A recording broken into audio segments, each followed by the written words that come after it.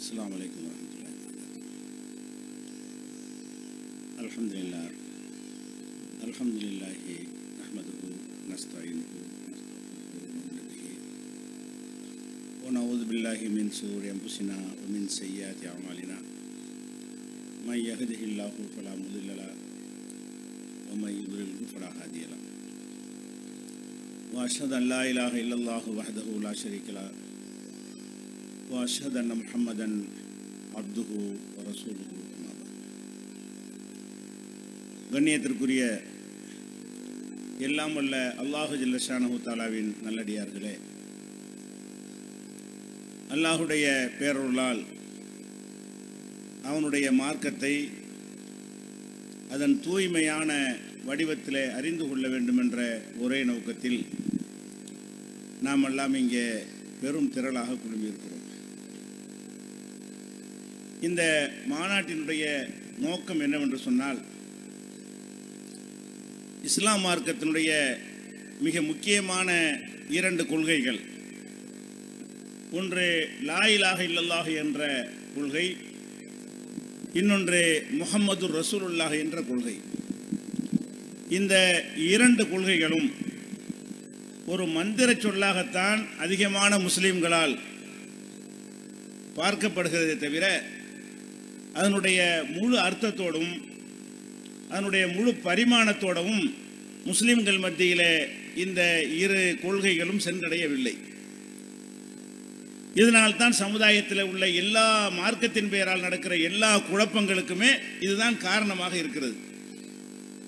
இதை கவனத்தில் கொண்டுதான் லா இலாஹ இல்லல்லாஹ் என்ற கலிமாவுடைய முழு பொருள் என்ன, அதனுடைய முழு பரிமாணம் என்ன, அதை நம்பக்கூடியவர்கள் எதை செய்ய வேண்டும் எதை செய்யக்கூடாது என்பதையெல்லாம் தெளிவுபடுத்துவதற்காக தமிழகம் முழுவதும் மக்களை திரட்டி திருச்சி மாநகரத்திலே ஷிர்க் ஒழிப்பு மாநாட்டை நடத்தினோம். அதாவது லா இலாஹ இல்லல்லாஹ் என்ற திருக்கலிமாவை முழுமையாக விளக்கக்கூடிய மாநாட்டை நடத்தினோம். அந்த மாநாட்டில் சொன்ன செய்திகளை விட அந்த மாநாட்டிற்காக ஒவ்வொரு கொள்கை சகோதரர்களும் வீடு வீடாக சென்று உழைத்து பிரச்சாரம் செய்து அல்லாஹ்வுக்கு இணை கற்பிக்கக்கூடிய பொருள்களை அப்புறப்படுத்தி தெளிவுபடுத்தினார்களே. இந்த லா இலாஹ இல்லல்லாஹ் என்ற கலிமாவை சரியான முறையில் இதன் மூலமாக கொண்டு சேர்த்தோம், அல்ஹம்துலில்லாஹ். அடுத்ததாக முஹம்மது ரசூலுல்லாஹ், முஹம்மது ஸல்லல்லாஹு அலைஹி வஸல்லம் அல்லாஹ்வுடைய தூதர் என்ற இந்த கலிமாவை, இரண்டாவது கொள்கையை, அதையும் மந்திரமாகத்தான் சொல்கிறார்கள். நபிகள் நாயகம் ஸல்லல்லாஹு அலைஹி வஸல்லம் பேரை கேட்டால் ஸலவாத்து சொல்வார்கள், அவ்வளவுதான் ரசூலுல்லாஹ் பற்றி உள்ள மதிப்பு. அதனுடைய அர்த்தம் என்ன? முகமது அல்லாஹ்வுடைய தூதர் என்றால் அதை எந்த இடத்துல வைத்து நம்ம பார்க்க வேண்டும், அல்லாஹ்வுடைய தூதராக மதிப்பது என்று சொன்னால் அதனுடைய சரியான பொருள் என்ன, இதையெல்லாம் பல கோணங்களிலே மக்களுக்கு தெளிவுபடுத்துவதற்காகத்தான் இந்த இரண்டாம் தலைப்பிலான மாநாட்டை ஒவ்வொரு மாவட்டத்திலும் நடத்தி வருகிறோம். எல்லா மாவட்டங்களிலும் இந்த முஹம்மது ரசூலுல்லாஹ் என்கிற மாநாட்டை நடத்துகிறோம். இதன் மூலமாக முஹம்மது ஸல்லல்லாஹு அலைஹி வஸல்லம் அவர்களை நம்ம எந்த இடத்தில் வைத்து பார்க்க வேண்டும், அவர்களுக்கு கொடுக்க வேண்டிய அந்தஸ்து, கண்ணியம், மரியாதை என்ன, இதை சொல்வதுதான் இதனுடைய நோக்கம்.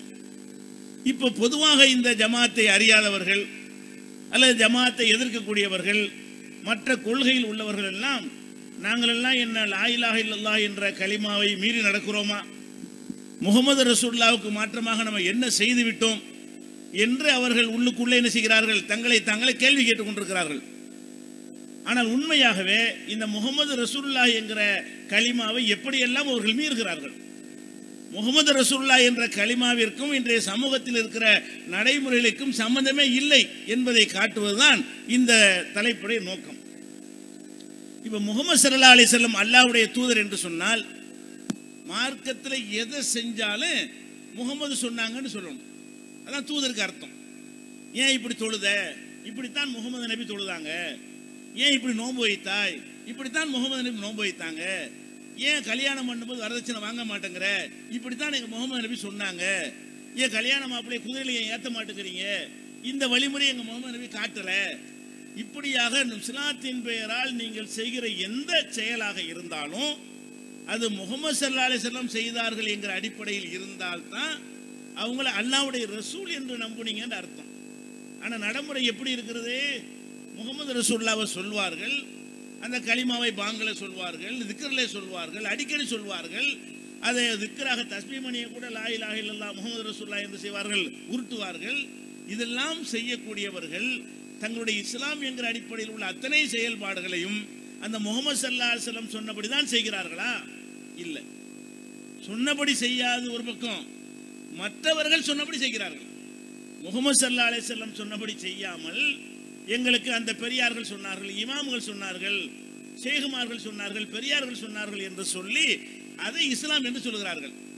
உங்களுடைய இமாம்களோ உங்களுடைய பெரியார்களோ உங்களுடைய மகான்களோ சொன்னதற்கு குர்ஆன்ல ஆதாரம் இருக்குதா? ஹதீஸில் ஆதாரம் இருக்குதா? நபி சொன்னாங்களா? அது பற்றி எங்களுக்கு கவலை இல்லை. இதுதான் இன்னைக்கு நடைமுறையில் இருக்கிறது. அப்போ முகமது ரசூலுல்லாஹ் என்பது வேற கிளிப்பிள்ளை மாதிரி. ஒரு கிளிக்கு நல்லா ட்ரைனிங் கொடுத்தீங்கன்னு சொன்னால் அது கூட முகமது ரசூலுல்லாஹ்னு சொல்லணும். அது முஸ்லிமான கிளி ஆகிருமா? முகமது ரசூலுல்லாஹ் என்பதை சரியாக புரிந்து கொண்ட கிளி என்று ஆகிவிடுமா? அது செத்து போனால் ஜனாசாத்துல் நடத்துவோமா? நடத்த மாட்டேங்க.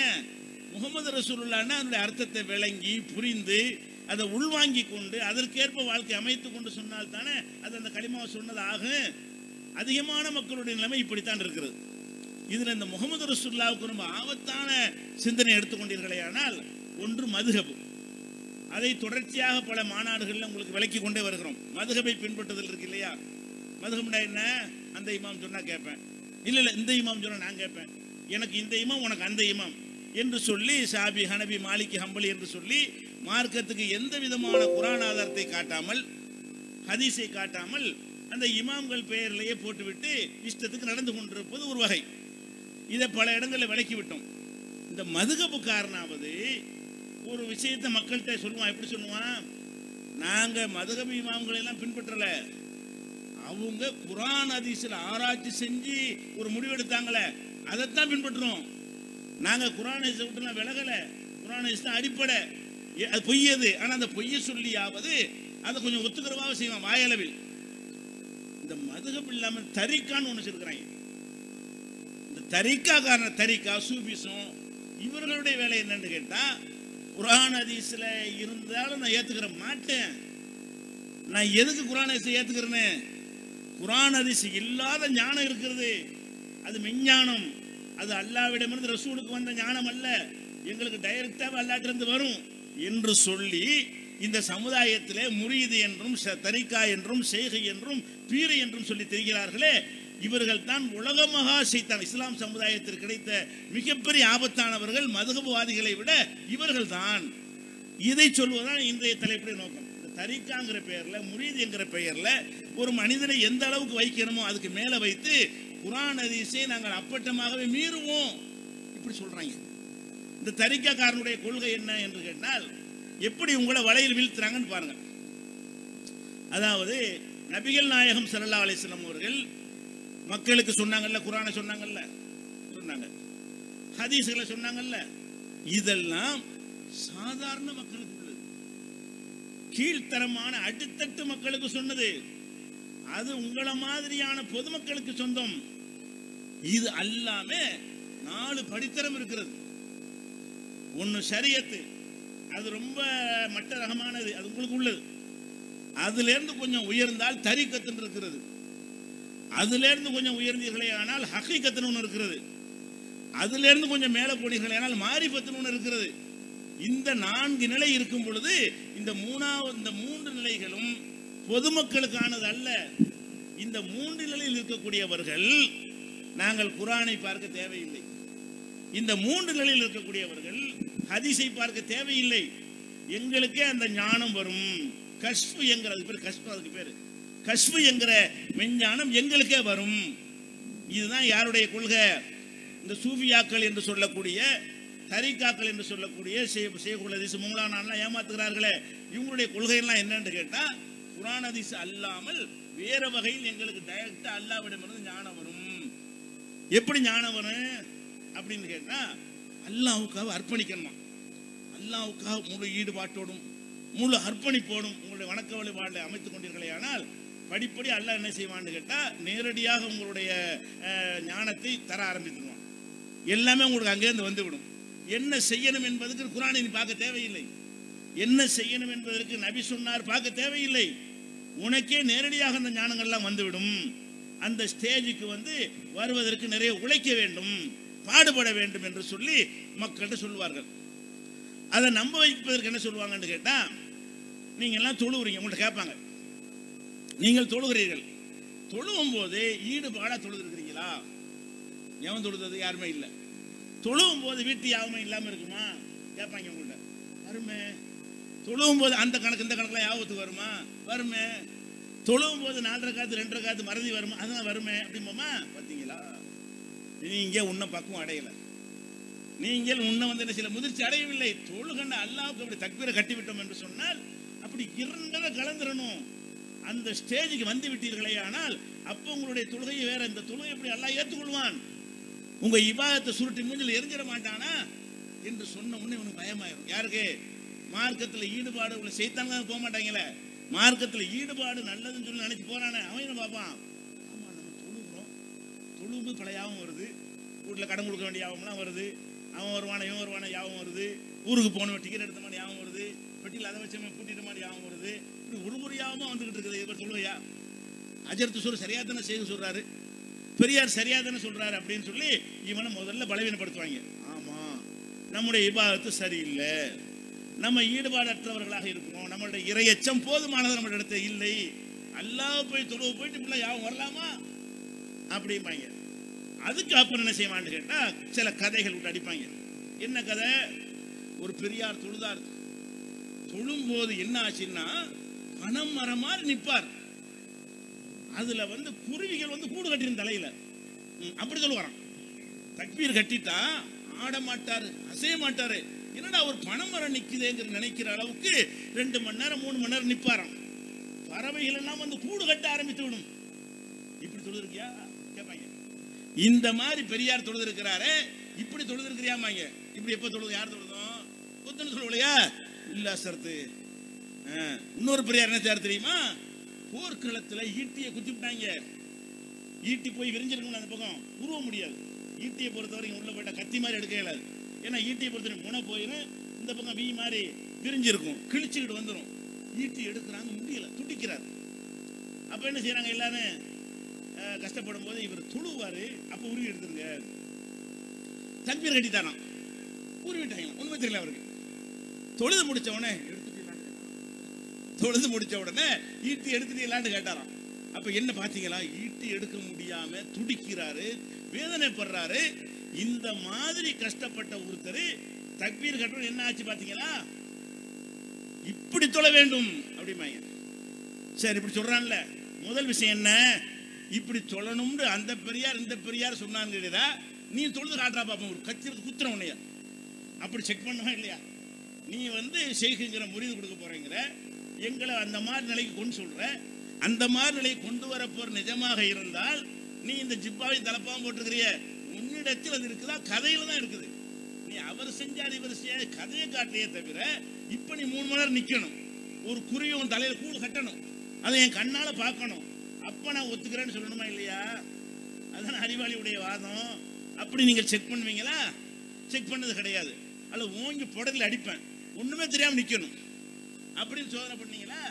நீ சொல்ற மாதிரி நீ தொழுது காட்டுறா, அல்ல ஒரு தண்ணி ஐஸ் தண்ணியை கொண்டாந்து கொட்டுவேன், பேசாம இருக்கணும், நடுக்க கூடாது, சுடு தண்ணியை கொண்டாந்து காய்ச்சி ஊற்றுவேன், இப்படி எல்லாம் சொல்லி டெஸ்ட் பண்ணி இப்படி ஒரு நிலை இருக்குது, இவர் அந்த நிலையை அடைந்து விட்டார், அதனால நம்மை அடைய வைத்து விட, அப்படிதான் நம்பணும். இவனே அந்த நிலையில இல்ல, நம்மளை எல்லாம் தாண்டின அவானசு பிடிச்சவனா இருக்கிறான். இந்த ஷேகுமார்கள் சொல்லக்கூடியவன் நம்மளா லேசா சாப்பிடுவோம், அவன் நல்ல பணக்காரன் வீட்டுலாம் சாப்பிடுவான், 72 வகை இருந்தா தான் உள்ளுக்கு இறங்கு. நம்மளை விட மோசமா இருக்கான் அவன். பக்குவப்படுத்த மனசை பக்குவப்படுத்த விதத்துல அவன் கோழி முட்டையாக இருக்கிறான்.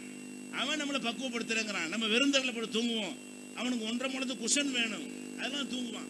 இப்படியான உட்கார்ந்து கொண்டு இவன் செய்கை என்று அவன் சட்டை அவன் துவச்சிக்கிற மாட்டான், அவன் கைக்குட்டை அவன் துவச்சிக்கிற மாட்டான், அவன் செருப்பு அவன் மாட்ட மாட்டான், ஒரு மாட்டி விடணும். இது பக்குவமா? ஏடா உன் செருப்பை நீ மாட்டிக்கிற மாட்ட, உன் சட்டையை நீ துவைக்க மாட்ட, அதுக்கு ஆள் வேணும்னு அடுத்தவங்க அடிமையா நினைக்கிற நீ. இதுல பக்குவம் அடையாது. நீ என்னைய பக்குவப்படுத்த போறியா? உனக்கு மேல நான் சிறந்தவனா இருக்கேன்னு நீங்க நினைக்கணுமா இல்லையா? பொதுமக்கள் நினைக்கிறது இல்ல. இவன் சொன்ன இந்த கதையை வைத்துக் கொண்டு இந்த அசர்த்து ஷேக் அப்படித்தான் இருக்காரு அப்படி நினைக்கிறாங்க. உண்மை அப்படி கிடையாது. இப்படி சொன்னோன்னு என்ன வரும்? இல்லை சரத்து, அதுக்கு தான் என்ன செய்யணும், எங்கிட்ட நீ முறியது வாங்கணும். அதுக்கு என்ன செய்யணும்? இந்த நிலை சும்மா வராது. குர்ஆனை படித்தால் வராது, ஹதீஸை படித்தால் வராது. எங்கள்கிட்ட உறுதிமொழி தீட்சை வாங்கி கொண்ட பிறகு நாங்கள் உனக்கு பவர் ஏற்றிக்கிட்டே இருப்போம். ஏற்ற ஏற்ற கொஞ்சம் கொஞ்சமாக உன்னுடைய வாழ்க்கை ஆன்மீக நிலை வந்து டெவலப் ஆகிக்கிட்டே வரும். அப்புறம் மேலே நீ வந்து அந்த கூடு கட்டுனுச்சுல பறவை, அந்த ஸ்டேஜ் நீ வந்துடுவ இப்படிமாங்க. அதுக்காக நான் சொல்லுவதெல்லாம் நீ கேட்கணுன்னொன்னே முறிது வாங்கி கொண்டு அப்புறம் என்ன செய்வான்? அது அடைய முடியாத ஒன்றை, எவனாலும் அடைய முடியாத ஒன்றை அடையணும் என்பதற்காக வேண்டி அதை நோக்கி போகிறோம் சொல்லிக்கொண்டு எல்லாத்தையும் இவனை தான் செய்வான். அஜரத்து ஊருக்கு போகிறேன் கேட்டு தான் போகணும். நீ வெளியூருக்கு போகிறா இருந்தால் அஜரத்து கேட்கணும், முறியுது ஷேக்கிட்ட கேட்கணும். மௌலு கல்யாணமா அவர்கிட்ட போய் கேட்கணும்.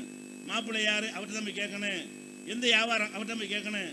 இப்படி எல்லாத்தையும் கைக்குள்ள எடுத்துக்கொண்டு அவன் கொடுக்குற ரூபாயை கொண்டு கொடுச்சுனா கொட்டுன்னு, 5 லட்சம் நான் வைக்கணும்.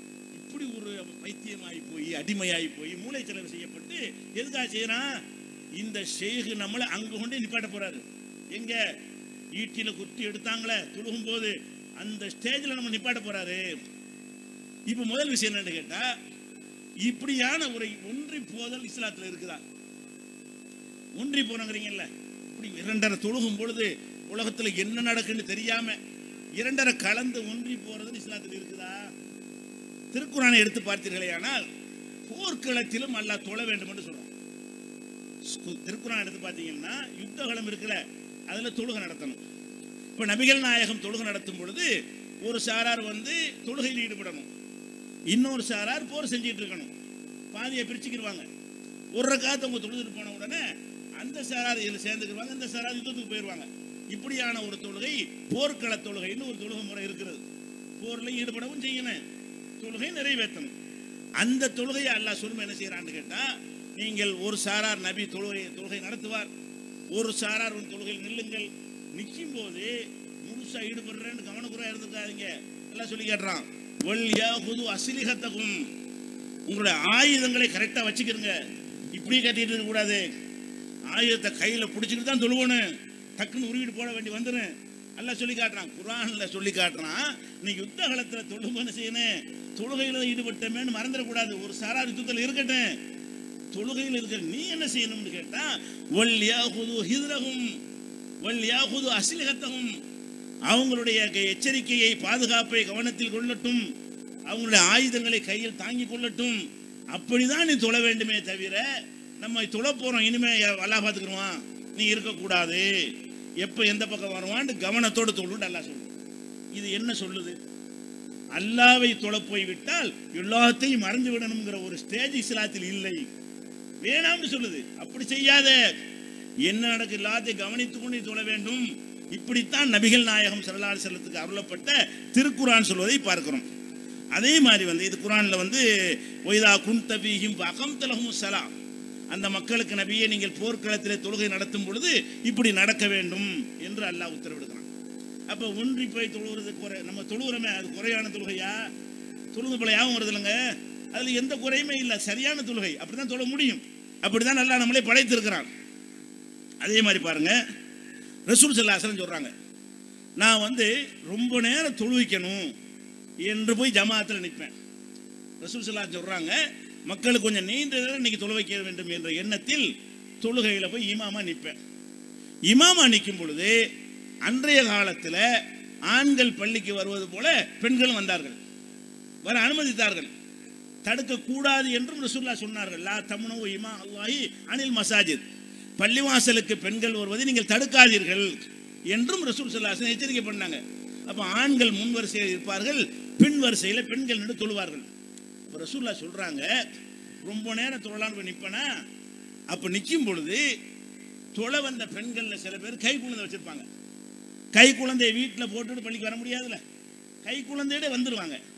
வந்து என்ன செய்வாங்கன்னா, தொழுகையில் நிற்கும் பொழுது அப்படி ஓரமாக ஒரு பாயை வச்சு அந்த குழந்தைய கீழே போட்டுட்டு அவங்க தொழுவாங்க.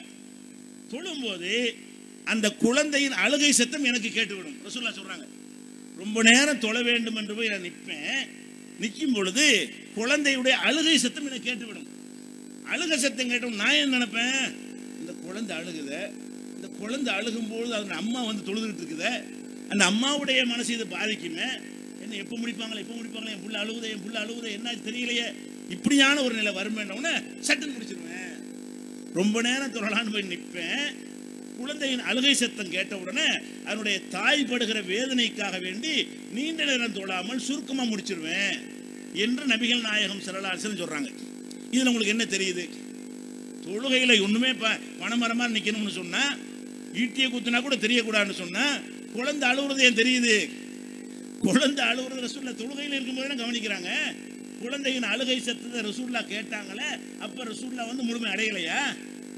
முழு தொழுகை நல்ல தொழுகை ரசூல்லா அந்த அந்த தகுதி இன்னும் பெறவே இல்லையா?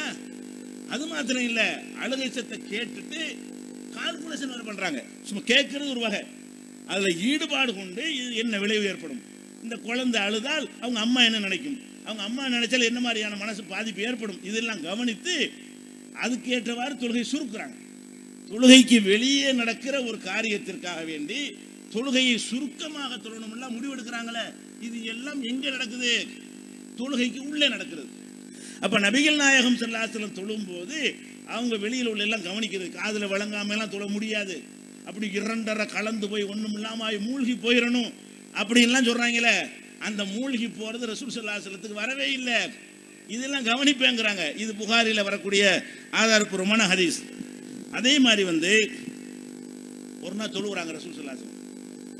தொழுத உடனே சலாம் கொடுத்த உடனே வேகமாக வெளியே வர்றாங்க. சலாம் கொடுத்த உடனே எப்பவுமே என்ன செய்வாங்கன்னு கேட்டால், பின்னாடி ஓதக்கூடிய தஸ்பீஹ் திக்ர் எல்லாம் ஓதி விட்டு துவாவும் செய்து விட்டு மெதுவாக தான் எந்திரிச்சு போவாங்க எல்லாருமே. ஒரு நாள் தொழுகை முடிந்த உடனே சலாம் கொடுத்த உடனே வேகமாக வீட்டுக்கு ஓடுறாங்க.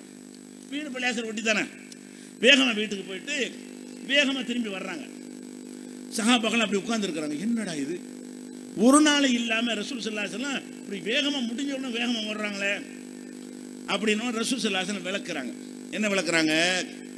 வீட்டில் ஒரு வெள்ளி கட்டி, ஜக்காத்தா வந்தது வெள்ளி கட்டி இருக்குல்ல, அந்த வெள்ளி சில்வர் அது வீட்டில் இருந்துச்சு. அது ஏழைகளுக்கு கொடுக்கறதுக்காக வந்த ஒரு பொருள். அதை பைத்துல் மால்ல வைக்காம வீட்டில் இருக்கு, பைத்துல் மால்ல ஒப்படைக்கல. அப்போ தொழுகையில் இருக்கும் பொழுது எனக்கு ஞாபகம் வந்துருச்சு. என்ன ஞாபகம் வந்துருச்சு? ஆஹா, வீட்டில் ஒரு வெள்ளி கட்டி இருக்குது, அதை கொடுக்காம மூத்தா போயிட்டோம்னா வீட்டில் உள்ளவங்க நம்ம வெள்ளி நினச்சிக்கிடுவாங்களே. ரசூல் ஸல்லல்லாஹு அலைஹி வஸல்லம் அதை நமக்கு உள்ளது இல்லை, இது பொது நிதிக்கு உள்ளது என்று சொல்லலை என்று சொன்னால் அவங்க மனைவிமார்கள் என்ன நினைப்பாங்க?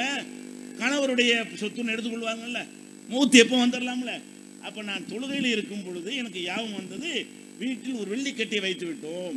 அந்த வெள்ளிக்கட்டியை நம்ம உடனே அதை விநியோகம் பண்ணவில்லை என்று சொன்னால், சேர்க்க வேண்டிய இடத்துல சேர்க்கலை என்று சொன்னால் அது வேற மாதிரியாக அர்த்தம் வந்துடும். அதை நான் வெறுத்தேன், அதை வேகமாக போய் அதை எடுத்து சேர்க்க வேண்டிய இடத்துல சேர்த்துக்கூடிய ஆடுறாங்கிறாங்க. இப்போ தொழுகையில் இருக்கிறாங்க, தொழுகையில் இருக்கும்போது ஓதுறது இப்படி ஈடுபாடு போயிட்டு இருக்க வேண்டியதானே, எதுவும் தெரியாமல் போக வேண்டியதானே.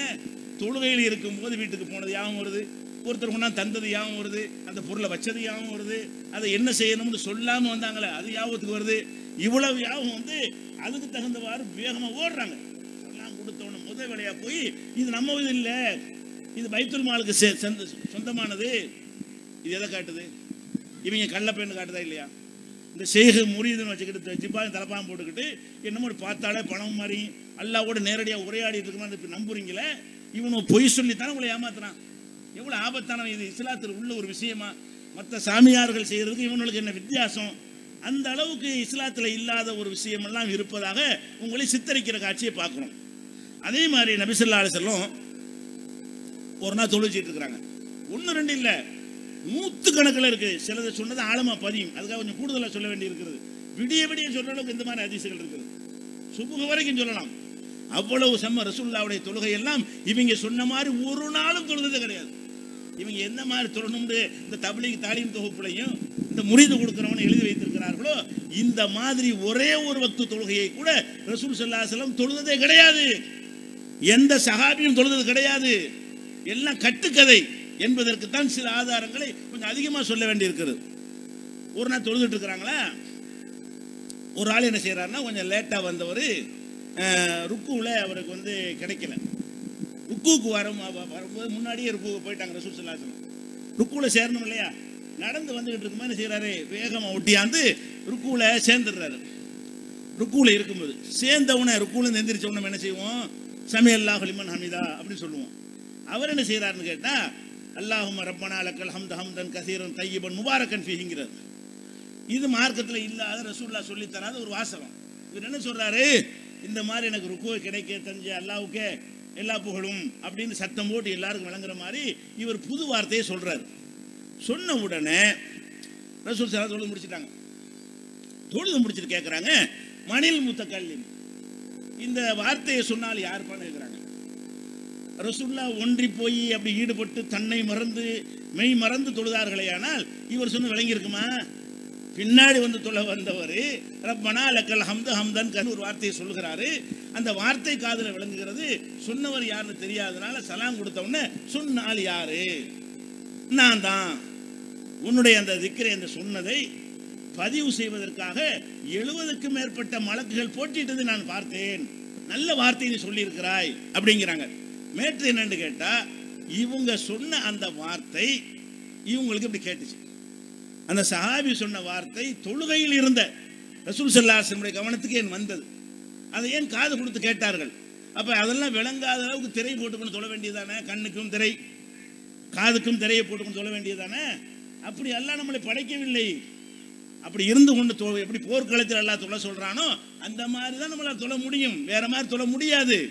அவங்க என்ன செய்வாங்க? நாங்க அப்படி தொழுகிறோம்னு காட்டி ஏமாத்துவதற்கு சொல்லுகிறானே தவிர ஒரு மனுஷனாலையும் அப்படி தொழ முடியாது. 5 நிமிஷத்துல டெஸ்ட் பண்ணி நிரூபிச்சிடலாம். இப்படியான ஒரு விஷயம். அதே மாதிரி என்ன செய்யறாங்கன்னு கேட்டா, ரசூல் ஸல்லல்லாஹு அலைஹி வஸல்லம் அவர்கள் சலாம் தொழுகை ஆரம்பித்த உடனே லுஹர் அசர்ல வந்து சத்தம் இல்லாம ஓதுவாங்க. மகரிப் இஷாவுல எல்லாம் சில ரக்காத்துகள்ல என்ன செய்வாங்க? சத்தமா ஓதுவாங்க. சில ரக்காத்துல சத்தம் இல்லாம ஓதுவாங்க. அப்ப சத்தம் இல்லாத ரக்காத்து ரசூலுல்லாஹ் ஓதுவாங்கல்ல, அவங்க ஓதுனாங்கன்னு உங்களுக்கு இப்படி தெரியும்? ஒரு சஹாபிட்ட கேட்கிறாரு. ரசூல் ஸல்லல்லாஹு அலைஹி வஸல்லம் அவர்கள் சத்தமா ஓதுனதை காதுல கேட்டு விளங்கிக்கலாம். சுபுகளை ஓதுனாங்கன்னு வைங்க, சுபுகளை ஓதுனாங்கன்னு தெரிஞ்சிடும். அசர்ல ரசூலுல்லாஹ் ஓதுனாங்களா சும்மா நின்றாங்களா? சத்தம் இல்லாம தான் ஓதுவாங்க. இப்படி நின்றா பின்னாடி ஒரு ஆளுக்கு தெரியுமா? தெரியாது. அப்ப அசர்ல வந்து அவங்க ஓதுவார்கள் சொன்ன உடனே சஹாபாக்கள் இருந்து அடுத்த தலைமுறையில் உள்ளவர் கேட்கிறாரு, எப்படி உங்களுக்கு அது தெரியும்? அவங்க தான் வாய்ப்புள்ள தானே ஓதிருப்பாங்க, அவங்க ஓதுறாங்களா சும்மா வாய முடிட்டு இருக்கிறாங்களா உங்களுக்கு எப்படி தெரியும் அப்படின்னு கேட்கும் பொழுது அப்படி கேட்குறாங்க. பிம குந்தும் தாரிஃபூன தாலிக்க, இது எப்படி உங்களுக்கு தெரியும் என்று கேட்கும் பொழுது பியில் திராபி லஹியதிஹி, அவங்களுடைய தாடை அசையும்ல, அதை வச்சு நாங்கள் கண்டுபிடிச்சிக்கிருவோம். அப்போ ரசூலுல்லாஹ் தொழுவுறாங்க. சஹாபாக்கள் எல்லாம் அப்படி மெய்மறந்து நிற்கல, இப்படி ரசூலுல்லாஹ் பார்க்குறாங்க. தாடை அசைகிறது தெரியுது. அப்போ ஓதுன்னு அசையும்லங்க, சத்தம் வராட்டா கூட ஓதும் போது வாய் அசையுமா இல்லையா? அந்த மாதிரி ரசூலுல்லாஹ்வுடைய வாய் அசைகிறது யார் பார்க்குறா? சஹாபாக்கள் பார்த்துட்டு அவங்க மனசுக்குள்ள ஓதுனாங்க, சும்மா நிற்கல, மனசுக்குள்ள ஓதுனாங்கன்னு முடிவுக்கு வர்றாங்க. அப்ப ரசூலுல்லாஹ்வுக்கு பின்னாடி இருந்த சஹாபாக்கள் எதை கவனிக்கிறாங்க? இப்படி மெய் மறந்து போய் தொழுவாம அவர் ஓதுனா என்ன ஓத, நான் பாட்டுக்கு என்னையை மறந்துட்டேன் அப்படின்னு நிற்காம எதை கவனிக்கிறாங்க? ரசூல் ஸல்லல்லாஹு அலைஹி வஸல்லமுடைய வாய் அசைவை பார்த்து சைடில் நின்று பார்த்து தெரியும்ல, அப்படின்னு லேசா கடைக்கண் வரைக்கும் பார்த்துருக்காங்கன்னு அர்த்தம். இந்த கடைக்கண்ணை அப்படி பார்க்கும் பொழுது அவங்க வாய் அசைவு தெரிகிறது. வாய் அசை வைத்து என்ன சிந்திக்கிறாங்க? ரசூலுல்லாஹ் வாய் அசைகிறதுனால மனசுக்குள்ள ஓதத்தான் செய்கிறாங்க, சத்தம் போட்டு ஓதலையே தவிர ஓதாமையெல்லாம் சும்மா இருக்கல என்ற செய்தியை நமக்கு அறிவிக்கிறாங்க. இது எதை காட்டுது? தொழுவும் போது இமாம கவனிக்கலாம். இன்னும் சொல்ல போனா ஜமாத்து தொழுகை உங்களுக்கு என்னத்தை காட்டுது? மெய் மறந்தல் இருந்தால் ஜமாத்து இருக்குமா? மெய் மறந்துட்டீங்க, அவர் அல்லாஹ் அக்பர்னு குனிகிறாரு, மெய் மறந்து நிற்க வேண்டியதுதான். அவர் சமியல்லா அலிவன நிற்க வேண்டியதுதான். அடே ஜமாத் தொழுகை உங்களுக்கு என்னத்தை காட்டுது? குனினா குனி, எந்திரினா எந்திரி, உட்காருனா உட்காரு. இந்த இது கட்டுப்படக்கூடியவனா நீ இருக்கும்போது எங்க மெய் மறந்தல் இருக்குது? தனியா தொழுவும் போன கதை விட்டுட்டு போ. ஜமாத்து தொழுகை எதை காட்டுகிறது? அவருடைய ஒவ்வொரு அசைவுக்கு தகுந்தவாறு நீ பின்பற்றணுமா இல்லையா? இன்னமா ஜுயிலல் இமாமுல் யூத்தம பிஹி, இமாமை ஏற்படுத்தியது பின்பற்றுவதற்கு. பின்பற்ற என்ன அர்த்தம் கவனிக்கணும்ல. ஒரு நாளைக்கு மைக்கில் பேசிட்டு இருக்கீங்க, கரண்ட் போச்சுன்னா என்ன ஆகுது? மேலே கீழே சுத்தமாக ஸ்பீக்கர் அவுட்டு, அவர் ருக்கு போனாலும் தெரியாது, சைதாக்கு போனாலும் தெரியாது. அப்படியான சில கப்பீரை எடுத்து கொடுக்கலன்னு வைங்க, அந்த பாதிப்புகளை நம்ம சந்திக்கிறோமா இல்லையா ஜமாத்தில்? அப்போ அது இல்லாட்டி என்ன செய்யணும் கவனிக்கிறோம். இமாம் என்ன செய்கிறார், அல்லாஹுக்கு முன்பு சொல்றதுனால குனிகிறாரு. நம்ம பார்க்க மாட்டோம், தொலைவில் இருப்போம், மாடியில் இருப்போம். ஆனாலும் சமி அல்லாஹு லிமன் ஹமிதான்னு சொன்னதுனால இப்போ எந்திரிச்சிருக்கிறாரு. அதுக்கடுத்து அல்லாஹுக்கு புற சொல்றதுனால இப்போ சைதாவுக்கு போயிருக்கிறாரு. அப்போ ஒரு தக்பீரையும் வார்த்தையும் கவனித்து கொண்டு இமாம் இன்னதுதான் செய்கிறார் என்பதில் நீ கவனம் செலுத்துன்னு சொல்றாங்கல்ல. இமாமை முந்தாதேங்கிறாங்க. முந்தாதே என்ன அர்த்தம்? கவனிக்கணும்னு அர்த்தம். அப்போ இமாம் நம்ம தொழுகையோடு சேர்த்து இப்போ இமாம் என்ன செய்கிறார் கவனிக்கணும். என்ன செய்ய போறா அதுக்கு பிந்தி நம்ம செய்ய வேண்டும். இப்படியெல்லாம் ரசூல் ஸல்லல்லாஹு அலைஹி வஸல்லம் சொல்றாங்கன்னு சொன்னா அப்ப என்ன காட்டுது? இவங்க சொல்லக்கூடிய வணக்கம் சில மெய் மறந்து ஒன்றி போய் அப்படி அல்லாஹ் ஃபனாஃபில்லான்னு அது பின்னாடி வர்றது. ஃபனாஃபில்லாமா அல்லாட்டே நம்மளை அழித்து விடுவது. அப்படி அழிஞ்சிட்டார்களே ஆனால் அவங்களே அல்லாஹ் கூட ஆயிடுவாங்க அப்படிலாம் சொல்றாங்க. இந்த மாதிரியான சைத்தான்களுக்கு என்ன ஆதாரம்னு கேட்டா இந்த கட்டுக்கள் தான் ஆதாரமே தவிர ஹதீஸ்கள் ஆதாரம் கிடையாது. இதை நம்ம பார்க்குறோம். அதே மாதிரி ரசூல் ஸல்லல்லாஹு அலைஹி வஸல்லம் அவங்க வீட்டில் இரவு தொழுகை தொழுவாங்க. நள்ளிரவுல ஒரு நாள் என்ன செய்கிறாங்கன்னா மைமூனா வீட்டில், மைமூனா மனைவி மைமூனா வீட்டில் போய் தொழுவ போகும்போது அங்கே இப்னு அப்பாஸ் இருக்கார்ல, அவர் அங்கே தங்குறார். இப்னு அப்பாஸுக்கு வந்து மைமூனா சின்னம்மா. இப்னு அப்பாஸுக்கு வந்து மைமூனாங்கிறவங்க யாரு? அம்மாவுடைய தங்கச்சி. அம்மாவுடைய தங்கச்சி வீடு என்கிற அடிப்படையில் இப்னு அப்பாஸ் அங்கே வந்திருக்கிறார். அப்போ ரசூல் என்ன செய்கிறாங்க? படுத்துட்டு கொஞ்ச நேரத்திலிருந்து எழுந்து தொலை போகிறாங்க. இப்னு அப்பாஸ் தொழுவாக முடிச்சுட்டு இருந்திருக்காரு. ரசூல்லா தொலை போனவுடனே அவர் என்ன செய்கிறாரு? அவர் ரசூல்லா எந்திரிச்சு வந்து ரசூல்லா பின்பற்றி தொழ ஆரம்பிக்கிறார். பின்பற்றி தொழ ஆரம்பிக்கும் பொழுது ரசூல்லாவுக்கு இடது பக்கம் வந்து நிற்கிறார். ரசூல்லா தொழுதுட்டு இருக்கிறாங்க, இவர் எந்திரிக்கிறாரு. எந்திரிச்சு வந்து இந்த இடது பக்கம் வந்து என்ன செய்கிறாரு? ரசூல்லா பக்கம் நிற்கிறார். ரசூல்லா என்ன செய்கிறாங்க? அப்படி ஒன்றி போய் நின்றுட்டு இருக்கல, இடது பக்கம் நிற்கிறார். அப்படி கையை பிடிச்சி தலையை திருப்பி இப்படி கொண்டு நிப்பாட்டுறாங்க. தொழுதுகிட்டு இருக்கும் பொழுது இந்த பக்கம் நிற்கிற ஒரு ஆளை இமாமா நிற்கும் போது ஒரு ஆள் நிற்கிறாங்கல்ல, அப்படி நிற்கும் பொழுது இந்த பக்கம் தான் நிற்கணும் என்று காட்டுவதற்காக வேண்டி அவருடைய தலையை பிடிச்சி இழுத்துக்கிட்டு வந்து இந்த பக்கம் நிப்பாட்டுறாங்க. இந்த பக்கம் இருக்கிறதுன்னு தெரியுது, இப்படி இருக்கக்கூடாதுன்னு தெரிகிறது, இருந்தால் நம்ம திருத்தி அமைக்கணும்னு தெரிகிறது. இது எல்லாமே தொழுகையில் இருக்கும்போது நடக்கிறது. தொழுகையில் இருக்கும் பொழுது சரியா பிடிச்சி நிப்பாட்டி வைக்கிறாங்க அப்படின்னு சொல்லி இப்போ நம்ம பாஸ் அறிவிக்கிற செய்தி பார்க்குறோம். என்ன விளங்குது? இது தொழுகிற ஆளு பின்னாடி யார் நிற்கிறான்னு பார்க்கணும், சரியா செய்யறான்னு பார்க்கணும், எல்லா கவனமும் இருக்கும். ஒரு மனிதன்கிற முறையில் என்னென்ன வருமோ அதை வெல்லவே இயலாது. அப்படியெல்லாம் படைக்கவே இல்லை. மனிதன்கிற முறையில் உங்களுக்கு என்ன மாதிரியான விஷயங்கள் வருமோ அந்த எண்ணங்கள் எல்லாம் வருமே தவிர அதையெல்லாம் மிஞ்சி விட்டு நான் தொழுது விடுவேன், அல்லாவோட இது கலந்துருவேன், இரண்டரை கலந்துருவேன் என்று எவனா சொல்வானே ஆனால் அவன் ஃப்ராடு பண்ணுறாங்கிறதுக்கு இதெல்லாம் ஒரு பெரிய ஆதாரமாக இருக்கிறத பார்க்குறோம். அதே மாதிரி ரசூல் ஸல்லல்லாஹு அலைஹி வஸல்லம் என்ன செய்கிறாங்கன்னா தொழுகிறாங்க, இஷா தொழுகிறாங்க. ஒரு ஆள் முஆத் இப்னு ஜபல்ங்கிற சஹாபி இஷா தொழுகிறார். இஷா தொழுதா, இஷாங்கிற இரவு தொழுகை, இரவுல கடைசியாக தொழுது போய் தூங்க போல வேலைக்கு உள்ளவங்களாம் இருப்பாங்க. இந்த முஆத் இப்னு ஜபல் என்ன பண்ணுறாருன்னா இஷா தொழுகையில் பக்கரா சூரா ஆரம்பிச்சு விடுறாரு. இஷா தொழுகையில் சின்ன சூறா தான் சீக்கிரம் முடிஞ்சிடும். பக்கரா சூரா 2.5 ஜூஸ் அது ஓதி எவ்வளோ நடத்துக்காக எப்போ முடிச்சு எப்போ போகிறது, வேலை வெட்டிக்கு போகிற ஆளுங்கலாம் இருப்பாங்க. அப்போ முஆத் இப்னு ஜபல் அவர்கள் ரசூலுல்லாஹ் காலத்தில் வேற ஒரு பள்ளியில் இமாமா இருந்தார். ரசூலுல்லாஹ் பள்ளியில் இல்லை, வேற ஒரு ஏரியாவுடைய பள்ளியில் போய் தொலை வைக்க போறாரு. தொலை வைக்க போகும் பொழுது அவர் இஷா தொழுகையில் என்ன செய்யறாருன்னு கேட்டால் அல்ஹம்து ஓதி முடிச்ச உடனே ஆலிஃப் லாம் மீம் தாலிகல் கிதாப்ன்றார். இது எப்போ முடியும்? 1 மணி நேரம் 1.5 மணி நேரம் கூட ஆகும் ஒரு ரக்காத்துக்கு. அப்போ இந்த மாதிரி போனால் என்ன செய்யணும்னு சொல்லிட்டு பின்னாடி நின்றால் ஒரு ஆள், அவர் வேலை வெட்டிக்கு போகிறாள், இந்த ஆள் பக்கரா ஆரம்பிச்சாரு சரிப்பட்டு வராது அப்படின்னு சொல்லி அவர் முடிச்சுட்டு இவர் பாட்டுக்கு சின்ன சூறா தனியாக ஓதி அவர் பாட்டுக்கு பூசை செஞ்சு முடிச்சுட்டு போயிட்டார். அவரை ஃபாலோ பண்ணலை. அப்போ இமாமு வந்து பெருசாக ஓதுகிறாரு. பெருசாக ஓதுவது நமக்கு இப்போ சாத்தியப்படாது, சுருக்கமாக ஓதணும், ஜமாத்துக்குன்னு ஒரு முறை இருக்கிறது, தனியாக தொழுதா எவ்வளோ நேரம் தொழுதுட்டு போகிறாரு, நம்மளெல்லாம் நிப்பாட்டி வைத்து கொண்டு இப்படி தொழுதாரே ஆனால் அது நம்ம வேலையை பாதிக்கும்னு சொல்லி விட்டுட்டு போயிட்டார். போனவனை கேள்விப்பட்ட முஆத் கூப்பிட்டு எப்படி நீ வந்து நான் என் பின்னாடி தொழுது விட்டு இப்படி முடிச்சு விட்டு போவாய் அவர் கண்டிக்கிறார். முஆத் இப்னு ஜபல் தெரிஞ்ச உடனே அந்த ஓடி போனார்ல அவர் கூப்பிட விட்டு எனக்கு பின்னாடி தொழுது விட்டு நீ இடையில முடிச்சுட்டு போவியா அப்படின்னு கண்டிக்கிறார். உடனே ரசூல்லாட்ட வந்து இவர் கம்ப்ளைண்ட் போயிட்டார், இந்த மாதிரி நடந்துச்சு ரசூல்லா, நான் இந்த மாதிரி பிரிச்சுட்டு போயிட்டேன், என்ன இந்த மாதிரி ஒரு திட்டுறாரு. கூப்பிடுறாங்க முஆத, ஃபத்தானு அன்த யா முஆத், முஆத நீ என்ன குழப்பம் பண்றியா? இவர் கண்டிக்கல, தொழுகையை முடிச்சுட்டு ஓடினார், அவர் கண்டிக்கல, நீ இதை குழப்பம் பண்றியா? பின்னாடி பலவீனர் நோயாளி இருப்பாங்க, தேவை உள்ளவங்க இருப்பாங்க, நீ பாட்டு 1.5 மணி நேரத்துக்கு ஓதுனீங்கன்னா அவன் என்ன செய்யறது? அவன் வேற வழி போக வேணாம். அப்ப நீ இந்த மாதிரி வந்து கஷ்டம் கொடுக்குற மாதிரி செய்தால் நீ குழப்பம் விளைவிக்கிறாய். பத்தான் யா முஆத், முஆதை நீ குழப்பம் விளைவிக்கிறாயான்னு சொல்லி அவரை கண்டிக்கிறாங்க. என்ன மேட்ரு? தொழுகையில இருந்து இரண்டரை கலந்து பெரியார் மகான்கிறிய உன் பெரியார் மகான இடம் இந்த சகாபி பெரியார்கள் இல்லையா? ஒரு சகாபி என்ன செய்யறாருன்னா தொழுகை நீளமாக நீட்டுறார் என்பதற்காக முறிச்சுட்டு போறாரு. அப்ப ஈடுபடுறாரு. இது எல்லை அவர் கணக்கு கால்குலேஷன் பண்றாரு. பக்கரானா என்னன்னு தெரிகிறது கணக்கு போடுறாரு. இது முடிய எவ்வளவு நேரம் கணக்கு பண்றாரு. நம்ம எத்தனை மணி படுக்கிறது கணக்கு பண்றாரு. இதெல்லாம் யோசிச்சு பார்த்துட்டு இது சரிப்பட்டு வராதுன்னு அவர் தெரிஞ்ச சூறாவை ஓடிப்பிட்டார். ஜமாத்தை வெட்டிட்டு போறாரு. அது மேட்டர் இல்ல. ஏன் அவர் இவரும் நீங்க நினைக்கிற மாதிரி அவர் தொலை காணாம அவர் சகாபி அவர் ரசூலை கண்டிச்சாங்க. என்ன நினைச்சு கொண்டிருக்கிறாய்? தொழுகண்டா என்ன இந்த மாதிரி நிக்க வேண்டும், கூடு கட்டுறவங்க நிக்க வேண்டும் அப்படி ரசூலை சொன்னாங்களா? அவரை கண்டிக்கிறாங்க. யார அதிக நேரம் தொழுகை நடத்தி மக்களுக்கு சிரமம் கொடுத்தாரோ சும்மா கண்டிக்கல. ஃபத்தான் ஃபித்னா பண்றியான்னு இருக்கிறாங்க. ஃபத்தாண்ட ஃபித்னா வளர்ந்து வர்றது. ஃபித்னா பண்றியா நீ? இமாமத்து வேலையை பார்க்க சொன்னா ஃபித்னா பண்ற வேலைக்கு வந்திருக்கியான்னு சொல்லி நீண்ட நேரம் மூழ்குறாங்க பாருங்க. அவங்களாம் ஃபித்னாக்காரங்கிறாங்க. எல்லாம் ஒரு லிமிட் அளவோடு இருக்க வேண்டும். மக்களுக்கு சிரமம் தந்தாலும் பரவாயில்லைன்னு ஒரு ரகாத்துலயே 20 ரகாத்து குருவான் ஓதுறது, ஒரு ராத்திரியில் முழு குரானை முடிக்கணும்னா ட்ராமா பண்ணுறாங்களே, 50 பேருக்கு இதெல்லாம் ஃபித்னா. இதெல்லாம் குழப்பவாதி, நம்மள குழப்பவாதிமாங்க. அப்போ நீ குழப்பம் பண்ணுகிறாயா என்று என்ன செய்யறாங்க? மாதிரில கண்டிக்கிறாங்க. அப்போ இது எதுக்கு சொல்றான்னு கேட்டா, அப்போ சகாபாக்கள் தொழுகையை பார்த்தாலும் யதார்த்தமா இயல்பா ஒரு மனிதன் எப்படி இருப்பானோ அப்படிதான் இருக்க முடியும். அப்படி இல்லாம சொல்லு பொய்.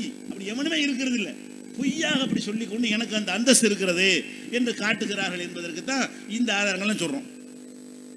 ரசூல் ஸல்லல்லாஹு அலைஹி வஸல்லம் காலத்தில் இப்போ நம்ம எல்லாத்தையும் சட்டை வெட்டி பல வகையான ட்ரெஸ் போட்டுருக்குறோம்.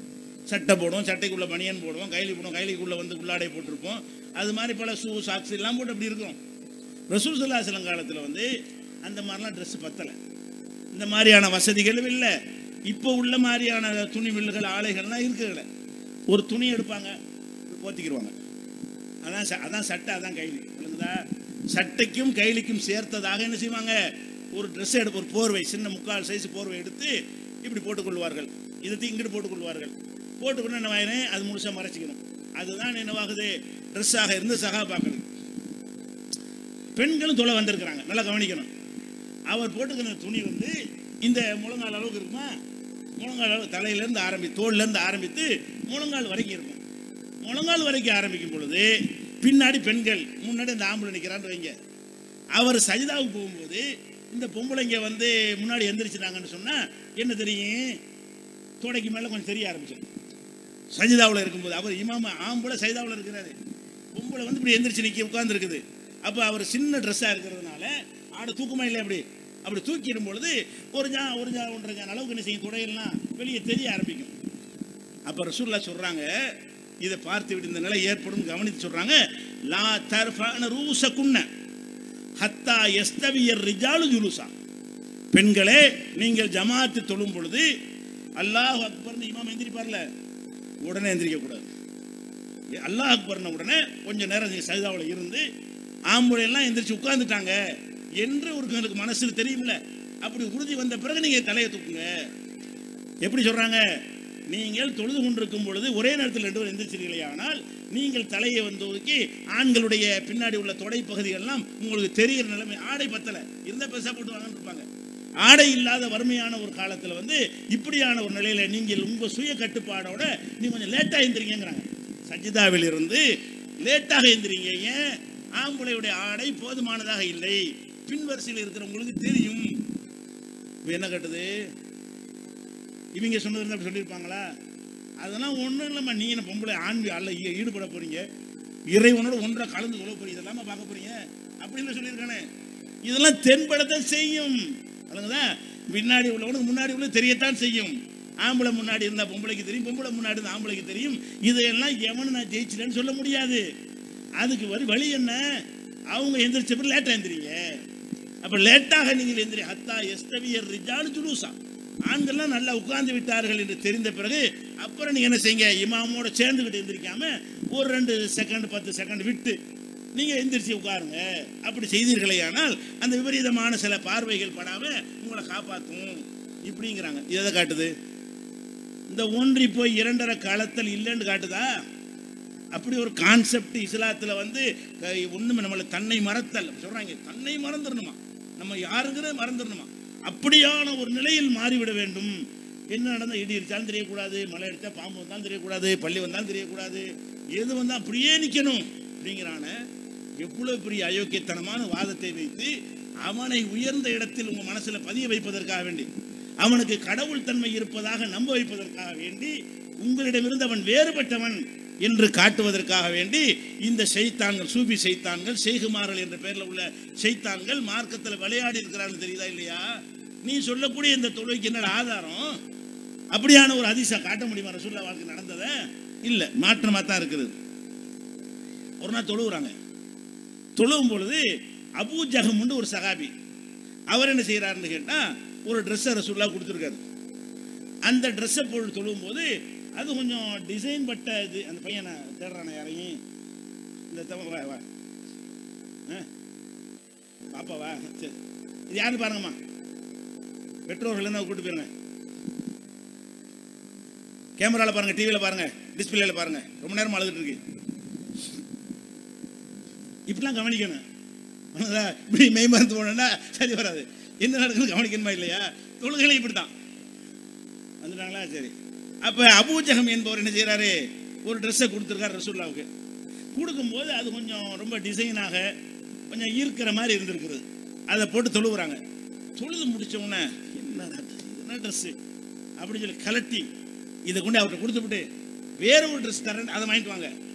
ஏன்னு கேட்டால் அல்ஹத்தினி ஆனிஃபா, இது கொஞ்ச நேரத்துக்கு இதை போட்டு தொழுதனா என் கவனமும் அதிலே போயிடுச்சு. இந்த ட்ரெஸ்ஸை போட்டு தொழுதவுடனே அதனுடைய கலரு, அதனுடைய டிசைனில் என் கவனம் போகுதே தவிர என்னை மதிமயக்கிருச்சு. அதனால நான் இது வேணாம், சாதாரண சட்டை ஒன்று இருந்து அவர்கிட்ட வாங்கிட்டு வாங்க. அவர் 2 வச்சிருப்பார் போல இருக்கு, இதை கொடுத்துருக்காரு, இதை கொடுத்துப்பட்டு இன்னொன்று கொண்டு வாங்க அப்படின்னு சொல்லி வாங்க விடுறாங்க. என்ன சொல்றாங்க? அப்ப நான் தொழுது கொண்டு இருக்கும் பொழுது என் கவனத்தை அது திருப்பியது. கவனம் திருப்பக்கூடியது இருக்குமையானால் திருப்பும், ஈடுபட்டு திருப்ப இயலாது, அதை தவிர்த்து கொள்ளதான் வேண்டும். அந்த ட்ரெஸ்ஸை கழட்டிடணும், வேற ட்ரெஸ்ஸை போட்டுக்கணுமே தவிர அதை போட்டுக்கிட்டு இருக்கிற வரைக்கும் அது ஈர்க்கத்தான் செய்யும். தொழுதாலும் ஈர்க்கும், அல்லாஹ்வுடைய ரசூலா இருந்தாலும் ஈர்க்கும், கவனக்குறைவு ஏற்படும் என்று ரசூல் ஸல்லல்லாஹு அலைஹி வஸல்லம். இதெல்லாம் புகாரில் நான் சொல்றேன், இவ்வளவுமே புகாரில் வர ஹதீஸா மட்டும் தான் சொல்றேன். ஏன்னா இப்போ தேடி இருக்கு ஈஸியாக இருக்கு என்பதற்காக வேண்டி. அதே மாதிரி ரசூல் வீட்டில் தொழுகிறாங்க. வீட்டில் தொழுவும் போது வீட்டில் ஒரு ஸ்க்ரீன் போட்டு வச்சிருக்கிறாங்க. அந்த ஸ்க்ரீனில் கொஞ்சம் டிசைன்லாம் இருக்குதா, அதை நோக்கி தொழுது விட்டாங்க. தொழுது முடித்த உடனே ஆயிஷாட்ட முதல்ல இது அப்புறப்படுத்து, இது முன்னாடி தொங்கிக்கிட்டு இருக்கும் போதெல்லாம் என் கவனம் அதில் தான் இருக்குது. இந்த ட்ரெஸ்ஸு முன்னாடி அந்த அலங்காரம் செய்யப்பட்ட திரைச்சீலை தொங்குவது என்னுடைய கவனத்தை திருப்புகிறது என்று சொல்லி தொழும்போது என் கவனத்தை திருப்புகிறது என்று சொல்லி அதை அப்புறப்படுத்த சொன்னார்கள் என்றால் என்ன காட்டுது? கவனத்தை திருப்பக்கூடியது முன்னாடி இருக்குமையானால் அது கவனத்தை திருப்பத்தான் செய்யும். அதிலிருந்து நான் ஜெயித்து விட்டேன், என்னை ஒண்ணுமே செய்யாது என்று எவனாவது சொன்னால் அவன் ஒரு அயோக்கியன், பித்தலாட்டக்காரன், ஃப்ராடு பண்றான், ஏமாத்துறான், மக்களிடத்தில் தனக்கு தனி அந்தஸ்து வேண்டும் என்பதற்காக நடிக்கிறான், நாடகம் ஆடுகிறான். இதன் ஆதாரமா இருக்கா இல்லையா? அதே மாதிரி ரசூல் ஸல்லல்லாஹு அலைஹி வஸல்லம் காலத்தில் என்ன செய்வாங்கன்னா தொழுவாங்க. சஹாபாக்கெல்லாம் தொழும்போது கடுமையான வெயில், நம்ம வெயில் உங்கள் வெயிலெலாம் கிடையாது. இப்போ 103 அதிகம்ங்கிறாங்க, அங்கெல்லாம் 120 110 வரைக்கும் ஓடும், தாங்க முடியாது அரபு நாட்டு வெப்பம். இப்போ ரசூல் ஸல்லல்லாஹு அலைஹி வஸல்லம் காலத்தில் இப்போ கொஞ்சம் வெப்பத்தெல்லாம் குறைச்சி மழைகள்லாம் மழைலாம் வச்சு பரவாயில்ல ஆக்கிட்டானுங்க. அப்போ இன்னும் கடுமையாக இருக்கும். அப்போ ரசூல் ஸல்லல்லாஹு அலைஹி வஸல்லம் காலத்தில் அந்த வெப்பத்தில் நெத்தியை கொண்டு தரையில் வைக்க முடியாது. ஏன்? நெருப்புல வச்ச மாதிரி இருக்கும். காலு எல்லாம் ஒரு வெப்பத்தை கொஞ்சம் தாங்கிக்கணும், நெத்தி தாங்குமா? நெத்தி வெப்பத்தை ஜாஸ்தியாக தாங்காது. உள்ளங்கை வச்சிடலாம், குதிகால வச்சிடலாம். ஆனால் நெத்தியை கொண்டு என்ன செய்ய முடியாது, நிலத்தில் வைக்க முடியாது. அப்போ நாங்கள் ரசூல் ஸல்லல்லாஹு அலைஹி வஸல்லம் அவங்களோட தொழும்போது துண்டு போட்டுருப்போமா, தொழுகையில் என்ன சைதாவுக்கு போகும்போது துண்டத்தை இப்படி எடுத்து போட்டு அதில் சைதா செய்வோம். எதற்காக செய்வோம்? இத்திகால் ஹர்ரி, வெப்பத்தை தாங்க முடியாது என்ற தரையில் நேரடியாக நெத்தியை வைத்தால் வெப்பமாக இருக்கும் என்பதற்காக வேண்டி, வெப்பம் ஜாஸ்தியாக இருந்தால் துண்டத்துக்கு போட்டு அது மேலே சைதா செய்வோம். இது என்ன காட்டுது? வெப்பங்க நம்ம இருக்கிற கிளைமேட்டை காட்டுது. பூமியுடைய சூடு எவ்வளோ ஒன்று அதெல்லாம் கவனிக்கிறார் அவர். தொழுகிற சகாபாக்கள் பூமியுடைய சூடு எவ்வளவு, இந்த சூடை மண்டை எவ்வளவுக்கு தாங்கும், இது தாங்குவதற்கு நம்ம என்ன செய்யணும், இந்த துண்டத்துக்கு போடணும், அது மேலே செஞ்சால் சரியாக வரணும், இவ்வளவும் கவனித்து அவர் செய்தார் என்று நம்ம என்ன செய்கிறோம், ஹதீஸ்களில் பார்க்குறோம். அப்போ இது எதுக்கு இது நிறைய சம்பவங்களை சொல்வதற்கு காரணம் என்னன்னு கேட்டால், அக்கு வேறு ஆணி வேறாக சந்தேகம் இல்லாமல் ஆழமாக பதியணும். ஒன்றும் இல்லாட்டி ஒன்றை வச்சு நீ கேட்பீங்களா இல்லையா? அதற்காக தான் சில ஆதாரங்கள் அதிகமாக சொல்ல வேண்டி இருக்கிறது. அதை விட விடுங்க, ரசூல் ஸல்லல்லாஹு அலைஹி வஸல்லம் வீட்டில் தொழுவாங்க. வீடுன்னு அரண்மனை கிடையாதுங்க. ரசூல் ஸல்லல்லாஹு அலைஹி வஸல்லம் வீடுங்கிறது ஒவ்வொரு மனைவிக்கும் ஒரு ரூம் மாதிரி கொடுத்துருப்பாங்க. அந்த ரூம் எவ்வளோ இருக்கும்னு கேட்டால் ஒரு 10க்கு 10 விட கம்மியாக தான் இருக்கும். எதை வச்சு சொல்கிறோம்னு கேட்டால், ஒரு ஆள் தொழுதாங்கன்னா ஒரு ஆள் படுக்க முடியாது. அதான் ரசூல் ஸல்லல்லாஹு அலைஹி வஸல்லம் ரூம் அறை இருக்கும். அப்போ ரசூல் ஸல்லல்லாஹு அலைஹி வஸல்லம் தொழ ஆரம்பிச்சிருவாங்க. தொழும்போது ஆயிஷானா என்ன செய்வாங்கன்னா, இப்படி ரசூல்லா இப்படி தொழுகிறாங்கன்னு வைங்களேன், ஆயிஷானா இப்படி குறுக்க படுத்துக்குருவாங்க. இப்படி ரசூல்லா இப்படி தொழுவாங்க. ஆயிஷானா என்ன செய்வாங்க, எள்ளு மாதிரி வச்சுக்கிறீங்களா, எள்ளு இப்படி இருக்குல்ல, இப்படி ரசூல்லா நின்றாங்கன்னா ஆயிஷானா இப்படி இருப்பாங்க.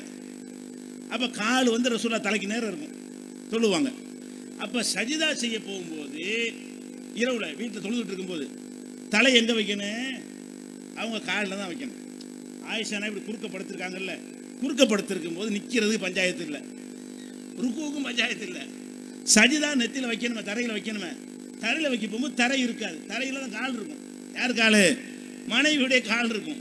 அப்போ நான் சஜிதா செய்ய போகிறேன். ஆயிஷானா சொல்கிறாங்க, நான் வீட்டில் ஜனாசாவை போல குறுக்கே படுத்திருப்பேன். ரசூல்லா தொழுவார்கள். தொழுவும் பொழுது சஜிதாவுக்கு வரும் பொழுது தன்னுடைய விரலால் என்னுடைய பாதத்தில் குத்துக்கு தோணும். சஜிதாவுக்கு வரப்போறேன் உடனே காலை மடக்கிக் கொள்வேன். அந்த இடத்தில் சஜிதா செய்வார்கள். காலில் அப்படி குத்தின உடனே என்ன செய்வாங்க, அந்த இடத்துல நான் மடக்கிடுவேன்னா அந்த இடத்துல சஜிதா செய்வாங்க. சஜிதா செஞ்சுட்டாங்கன்னு எனக்கு சிந்தனை வந்த உடனே மறுபடியும் நீட்டிக்கிடுவேன், மறு நிற்க ஆரம்பிச்சிருவாங்க. அப்போ சஜிதா செய்வதற்கு இடம் பத்தலை. ஒரு ஆள் இப்படி தொழுகிறாங்க, இப்படி குறுக்க படுத்து கிடக்கிறாங்க, நெத்தியை கொண்டே காலில் வைக்கிற அளவுக்கு சுருக்கமான இடமாக இருக்கிறது. அப்போ காலில் வைக்கக்கூடாது என்பதற்காக வேண்டி கை விரலால் காலில் குத்துகிறார்கள், அவங்க மடக்குகிறார்கள் பார்க்குறோம். அப்போ தொழுகும் பொழுது அதுவும் ஆயிஷானாய் சொல்கிறாங்க, அதையும் குத்தணும், நீங்களா பார்த்து சைதாக்கு வரும்போது மடைக்கிற வேண்டியதானே அப்படின்னு கேட்கும் பொழுது, ஒல்பு யூத்து இதன் லைசபிஹா மசாபிஹு, அந்த காலத்தில் எங்கள் வீடுகளுக்கு விளக்கெல்லாம் கிடையாது. எதனால? இருட்டில் தான் இருப்போம். வெளிச்சம் இருந்துச்சுன்னு சொன்னால் சஜிதாக்கு வர்றதை பார்த்துவிட்டு நம்ம மடைக்கிற முடியும். இருட்டில் இருக்கும் பொழுது அவங்க விரல்னால குத்துனாதான் என்னால் மடக்கி கொள்ள முடியும் என்றும் ஆயிஷா நாயகி வந்து குழந்தைக்கு விளக்குற மாதிரி இதை விளக்கிடுறாங்க. இப்போ நம்ம என்ன பார்க்குறோம், ரசூலா தொழுகிறாங்கல்ல, தொழும்பு என்ன தெரியுது உங்களுக்கு, குறுக்க ஆயிஷா நாயகி படுத்திருக்கிறது தெரிகிறது.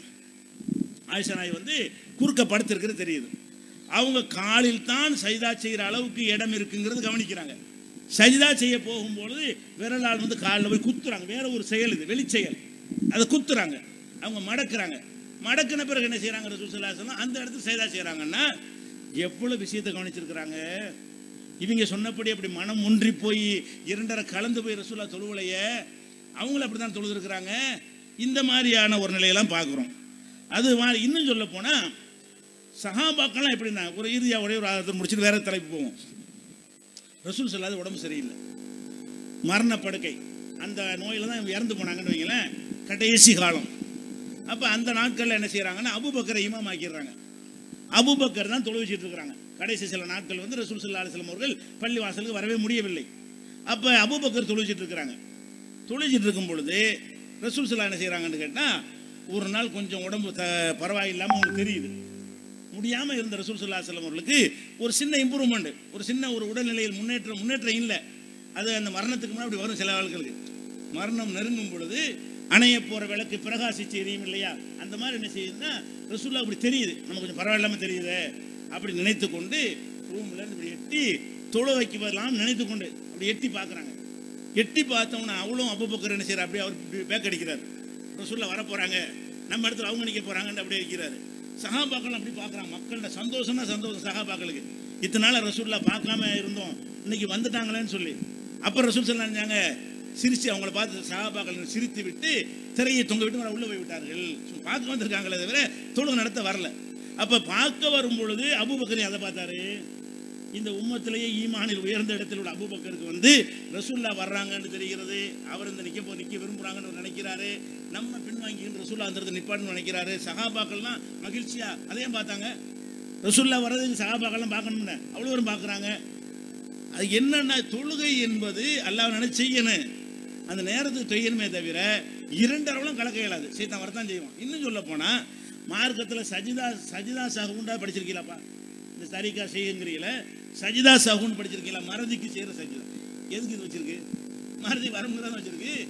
4 ரக்காத்தா 3 ரக்காத்தான்னு சந்தேகம் வந்தால் 2 சஜிதா செய்யுங்கன்னு ரசூலுல்லாஹ் சொல்வார்களே, ஆனால் அது ஒரு மெத்தட் இருக்குமே, ஆனால் மனிதன் ஒன்ற முடியாது.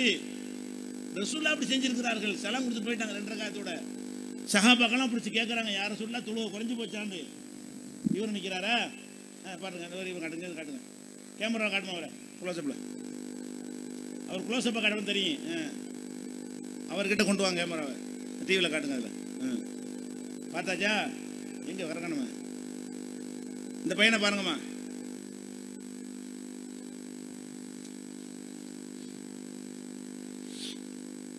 சரி, வந்துடுவாங்க. அப்போ ரசூல் ஸல்லல்லாஹு அலைஹி வஸல்லம் 4 ரக்காத் 2 ரக்காத் தொழுது விட்டாங்க. வந்து சஹாபால் கேட்குறாங்க, 4 2 குறைஞ்சி போச்சு அன்னையிலேருந்து கேட்குறாங்க. குறைவுலாம் இல்லையே. இல்லை, நீங்கள் குறைச்சான் தொழுதுங்க. அப்படியாப்பா நான் தொழுதுன்னு கேட்குறாங்க. ஆமான்னொடனே மறுபடியும் வந்து 2 ரக்காத் தொழுது சஜிதா செஞ்சாங்கன்னு வருது. அப்போ 4 ரக்காத்து தொழுகை 2 மாதிரி எத்தனை தடவை சொல்ல மறந்துருக்குறாங்க. அப்போ மறதி வரும், கவனக்குறைவு வரும். இன்னும் சொல்ல போனால் பாம்பு தொழும்பு, பாம்பு வந்தால் கொள்ளணும்னு அதிகம் இருக்கிறது. அதில் கவனிச்சான கொள்ள முடியும். அப்போ எவ்வளோ விஷயங்கள் மார்க்கத்தில் இருக்குது. அவ்வளோ இந்த இருட்டடிப்பு செய்து விட்டு நம்முடைய அத்தனை இபாதத்தில் ரசூலுல்லாஹ் சொன்ன முறையில் நம்ம தொழுகிறோம். அது சரியில்லைங்கிறாங்க. ரசூல் ஸல்லல்லாஹு அலைஹி வஸல்லம் சொன்ன முறையில் நம்ம தொழுகிறோம். உன் தொழுகை சரியில்லை, நான் செய்தான் சொன்ன மாதிரி தொழுக போகிறேன், என்கிட்ட வந்து கற்றுக்கன்னு சொன்னான்னு சொன்னால் எவ்வளோ ஆபத்தானவன். இவனுக்கு இது ஏதாவது ஆதாரம் வகி ஏதாவது இருக்கா? இவன்ட்ட முஹம்மது ஸல்லல்லாஹு அலைஹி வஸல்லம் காட்டின வழிமுறை ஏதாவது இருக்குதா? இது கிடையவே கிடையாது. இப்படி சொல்லி என்ன செய்வாங்கன்னு கேட்டால், இப்படி 2 கலந்து விட்டால் கடைசியில் என்ன ஆயிரும்னு கேட்டால், நம்மளே அல்லாஹ் ஆயிரும். என்ன ஆயிரும்? அல்லாஹ் அல்லாஹ் அல்லான்னு எதையும் பார்க்காம போனோன்னு அப்படி இவனே அல்ல அவனே அப்படி ஆயிருமா. அதனால தான் சொன்னார்களாம் பெரியார்கள். எந்த பெரியார்கள்? மன்சூர் ஹல்லாஜின்னு ஒரு சைத்தான் இருந்தான். அவன் என்ன பண்ணான்னு கேட்டால், அனல் ஹக்குன்ட்டான், நான் தான் அல்லான்ட்டான். ஏண்டா அப்படி சொன்னான்னு சொல்லி கேட்டால், அவர் ஜதுபுல, இது பேர் ஜதுபா. இது ஜதுபு வந்து, ஜதுபுனா என்னது? கிறுக்கம், பைத்தியம்னு அர்த்தம். இது அல்லாவுடைய காதல் முத்தி போய் அப்படி அல்லா நானும் ஒன்று, நானும் அல்லா ஒன்றுங்கிற மாதிரி இப்படி ஆயிட்டான்னு வைங்களேன். இப்படி ஆன உடனே அனல் ஹக்கு, நான் தான் அல்லான்ட்டாரான். அவர் தான் அல்லாவை ஆகி விடுவார் அப்படின்னு சொல்லிட்டு, இந்த அவங்க சூபியாக்கள் கிதாபெல்லாம் எடுத்து பார்த்தீங்கன்னா, இந்த சைத்தானுக்கு மன்சூர் ஹல்லாஜி ரஹமத்துல்லாஹி அலைஹி வாங்கி, யார நான் தான் அல்லான்னு ஒருத்தன் சொன்னானே, அவன் ஃபிரௌனை சேர்ந்தவன் நல்லா விளங்குறது. நான் தான் அல்லான்னு சொன்னவன் கிறுக்கனா இருக்கணும். கிறுக்கன் இல்லாமல் சொல்லியிருந்தானே ஃபிரௌனா இருக்கணும். அப்போ நான் தான் இறைவன் சொன்னவனை எல்லாம் இவர்கள் ரஹமத்துல்லாஹி அலைஹின்னு சொல்கிறாங்களா இல்லையா? அந்த சூபின்னு சொல்லக்கூடிய சைத்தான்கள்லாம் எல்லாம் ரஹமத்துல்லாஹி அலைஹிமாங்க. ஏன் அவ்வளோ வேணாம்? இந்த சூபியாக்களுக்கெல்லாம் வழிகெடுத்த முக்கிய குருநாதர் யார் தெரியுமா? கஸ்ஸாலின்னு ஒரு ஆள். இஹ்யா உலுமுதீன் ஒன்று எழுதியிருக்காருல, அவர் தான் இந்த அனைவரும் குருநாதர். நாசமாக்குனது முக்கியமான ஆள் யாரு? குருநாதர் இந்த கஸ்ஸாலி தான். இந்த கஸ்ஸாலி என்ன பண்ணுறாரு? மதரசாவை நாங்கள்லாம் படிக்கும் பொழுது எப்படி இந்த கஸ்ஸாலிக்கு பில்டப் கொடுப்பாங்கன்னு கேட்டால், ஒவ்வொரு நாளும் நாங்கள் படித்த மதரசாக்களில், இப்போ நீங்கள் இருக்கிறதா இல்லைன்னு தெரியல, போய் மகரிப் தொழுது வந்தவுடனே உட்காந்துட்டு ஒரு துவா ஓதுவோம். என்ன துவா? நவ்வீர் இலாஹசமா கல்பல் கரீபிக்கமா நவ்வர்த்த கல்பையுமா மின்னாசி கஸ்ஸாலி அப்படிங்கிறது ஒரு பாடலாக என்ன செய்வாங்க? மூலாய ஸல்லல்லாஹு அலைஹி வஸல்லம் மெட்டில் என்ன செய்வாங்க? படிப்பாங்க. இதுக்கு என்ன அர்த்தம்னு கேட்டால், வானத்தினுடைய இறைவனே, எங்களுடைய உள்ளத்தை ஒளிவரச் செய்வாயாக. எந்த மாதிரி ஒளிவரச் செய்வாயாக? கஸ்ஸாலி இதயத்தை ஒளிவரச் செய்தாய, கஸ்ஸாலி உள்ளத்திற்கு வெளிச்சத்தை கொடுத்தாய, அந்த மாதிரி வெளிச்சத்தை கொடுப்பாயாக. யார் சொல்றா?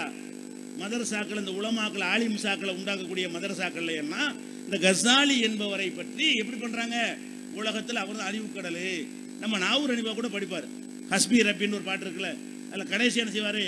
அறிவுக்கடலாம் கஸ்ஸாலி அடையும் நெஞ்சின் விரிவை போல்.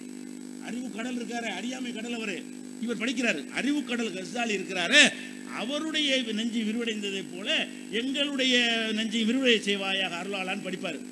அப்போ இந்த கஸ்ஸாலின்னு ஒரு ஆளை வைத்துக்கொண்டு அவர் தான் ஆன்மீகத்துடைய குருநாதர் மாதிரி செய்கிறாங்களே, இவர் தான் இதுக்கெல்லாம் குருநாதர். இந்த சித்தத்தை எல்லாம் விதைச்சது, அல்லாஹ்வோட ஒன்ற முடியுங்கிறது.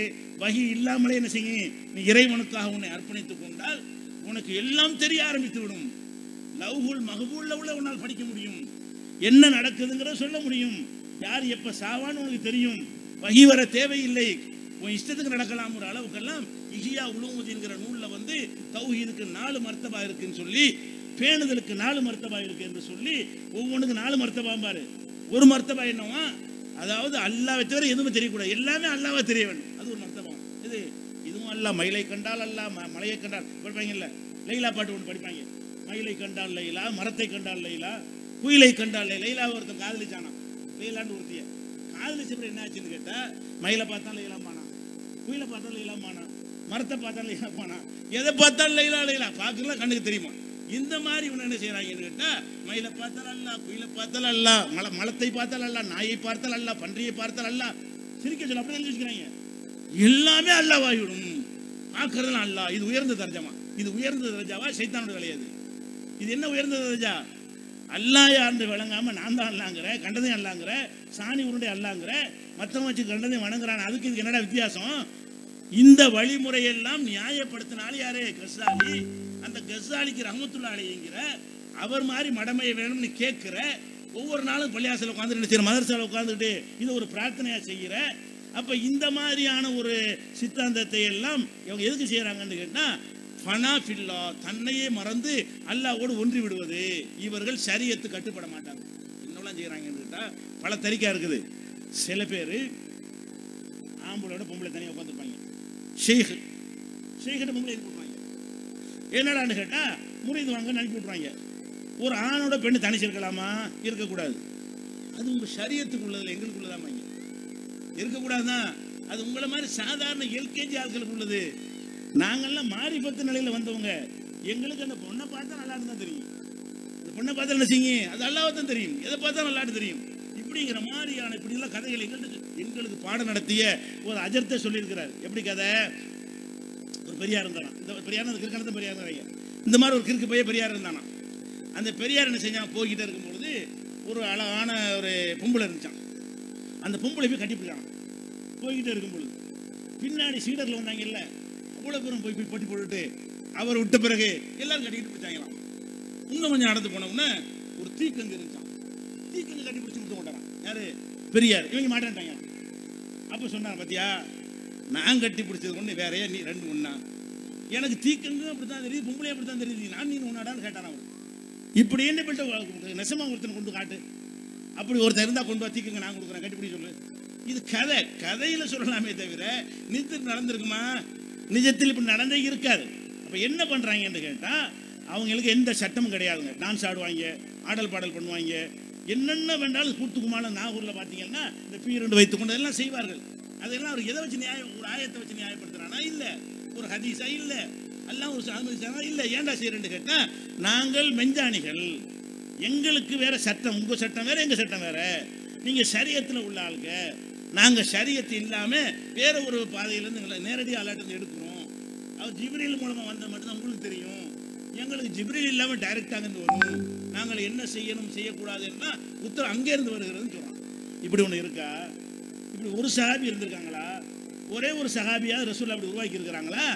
அப்போ எல்லாருமே அந்த சொல்ல போனால் இவங்களுக்கு மறுபடியாக அல்லாஹ் சொல்கிறான், நபியே நீங்கள் அந்த மக்கள்கிட்ட சொல்லுங்க, ஃபக்கத் ஆதன்துக்கும் அலா சவா, மக்களே உங்கள் அத்தனை பேருக்கும் சமமாக நான் அறிவித்து விட்டேன். இந்த மார்க்கத்தின பெரிய சிறப்பு என்ன தெரியுமா? எல்லாருக்கும் சம மார்க்கம் தான். இவனுக்கு ஒரு மார்க்கம், அவனுக்கு ஒரு மார்க்கம் கிடையாது. ஃபக்கத் ஆதன்துக்கும் அலா சவாயின், அனைவருக்கும் சமமான முறையில் அறிவித்து விட்டேன் என்று மக்கள்கிட்ட போய் சொல்லு. ஆள் பார்த்து மார்க்கம் கிடையாது. சில கதைகளை வச்சிருக்கிறாங்க இதை நியாயப்படுத்துவதற்காக வேண்டி. அலி ரலியல்லாஹு அன்ஹு ரசூலுல்லாஹ் வந்து சில விஷயங்களை மக்கள்கிட்ட சொன்னாங்க. சில விஷயங்கள்ல மக்கள்கிட்ட சொல்லலை. யார்கிட்ட சொன்னாங்க? செலக்ட் பண்ண ஆளுகளை கூப்பிட்டு சொன்னாங்க. அப்போ அது யார்ப்பா செலக்ட் பண்ண ஆளு? ரசூலுடைய மர்மம் அலி இருக்க ஷியா கதை. இது ஷியா கதையை தான் இவங்க என்ன செய்யறாங்க, சுன்னத் ஜமாத் கதையை நான் காட்டி விட்டு இருக்கிறாங்க. அலி ரலியல்லாஹு அன்ஹு வந்து ரசூலுல்லாஹ் தனித்தனியாக கூட சொல்லுவாங்க. மக்களுக்குள்ள நான் சொல்லிவிட்டேன், உனக்கு சொல்றது செலக்டட் பீப்புளுக்கு உள்ளது, அதாவது முக்கியமான விவிஐபிகளுக்கு உள்ளது உனக்கு சொல்கிறேன். நீ அதை என்ன செய்யணும், எல்லாரும் சொல்லிக் கொடுத்துடக்கூடாது. மக்களை செலக்ட் பண்ணி தகுதியானவர்களை கண்டறிந்து அவங்களுக்கு நீ சொல்லு. வாழையடி வாழையாக வருமா? புக்கிலாம் இருக்காதான். அது அலிக்கு ரசூலுல்லாஹ் சொல்லி கொடுத்தது ஹதீஸ் கிதாப்லாம் இருக்காதான், குர்ஆன்லாம் இருக்காதான். அலிக்கு சொன்னது எப்போ இருக்கும்னா, அலியா அப்படி தேர்ந்தெடுத்து 1000 பேரில் ஒரு 5 பேரை செலக்ட் பண்ணுவான். அந்த 5 பேரை சொல்லிக் கொடுப்பாரான். அந்த 5 பேர் அப்படி செலக்ட் பண்ணி அடுத்த தலைமுறையில் ஆளுக்கு 2 பேர் செலக்ட் பண்ணுவாங்களாம். இப்படி வழி வழியாக வர முடியுது. அந்த இல்மு தான் எங்களுக்கு இருக்கிறது. நீங்கள் குர்ஆனில் கூட எங்களுக்கு காட்ட இயலாது, ஹதீஸ்னா காட்ட இயலாதுன்னு சொல்லிட்டு அலிட்டு வச்சுருந்தாங்க. இது இப்போ சொன்னாங்க, அலி ரலியல்லாஹு அன்ஹு ஆட்சி காலத்தில் சொல்லிவிட்டாங்க. அலி ரலியல்லாஹு அன்ஹு வாழும் போது அலி இடத்தில் ரசூலுல்லாஹ் ரகசிய ஞானத்தை சொல்லிவிட்டு போனார்கள். அப்போ சஹாபாக்கள் ஒரு கூட்டம்லாம் போய் அலியை போய் மடக்குறாங்க. என்ன இப்படிலாம் உங்களுக்கு சொல்கிறாங்க? ஹல் இந்தக்கும் செய்வோம் லைஸ ஃபில் குர்ஆன், குர்ஆனில் இல்லாத வேறு ஏதாவது விசேஷமாக உங்களோட ரசூலுல்லாஹ் சொல்லி தந்திருக்காங்களா? அதெல்லாம் ஒன்றும் கிடையாதுப்பா, குர்ஆனில் உள்ளதான் சொல்லி தந்தாங்க. என்னுடைய சிந்தனையை கொண்டு நான் சிந்திச்சு வழங்குறேன்ல, அது இருக்க வேணும்டா. ஏன் சிந்தனைக்கு நான் வழங்குவேன், உன் சிந்தனை நீ வழங்குவேன். ரசூல் ஸல்லல்லாஹு அலைஹி வஸல்லம் அவர்கள் குர்ஆனில் இல்லாத எந்த ஒரு ஞானத்தையும் சிறப்பாக ஸ்பெஷலாக எனக்கு சொல்லித்தரது மறுத்துட்டாரு. மறுத்த விஷயத்தை ஆதாரமாக கொண்டு அலி வழியாக வருது, முரீதுக்கு எப்படி வருதுன்னு கேட்டால், உனக்கு எப்படா தெரியும்? எங்களுக்கு குருநாதர், அந்த குருநாதர் எவன்டா சொன்னது? அந்த குருநாதர் அவனுக்கு எவன்டா சொன்னதுன்னு போய் அலிட்ட கொண்டு முடிப்பாங்க. எல்லா தரிக்காவை எடுத்தாலும் என்ன செய்வாங்க? அலி ரலியல்லாஹு அன்ஹு தான் குருநாதர் கொண்டு முடிச்சிருவாங்க.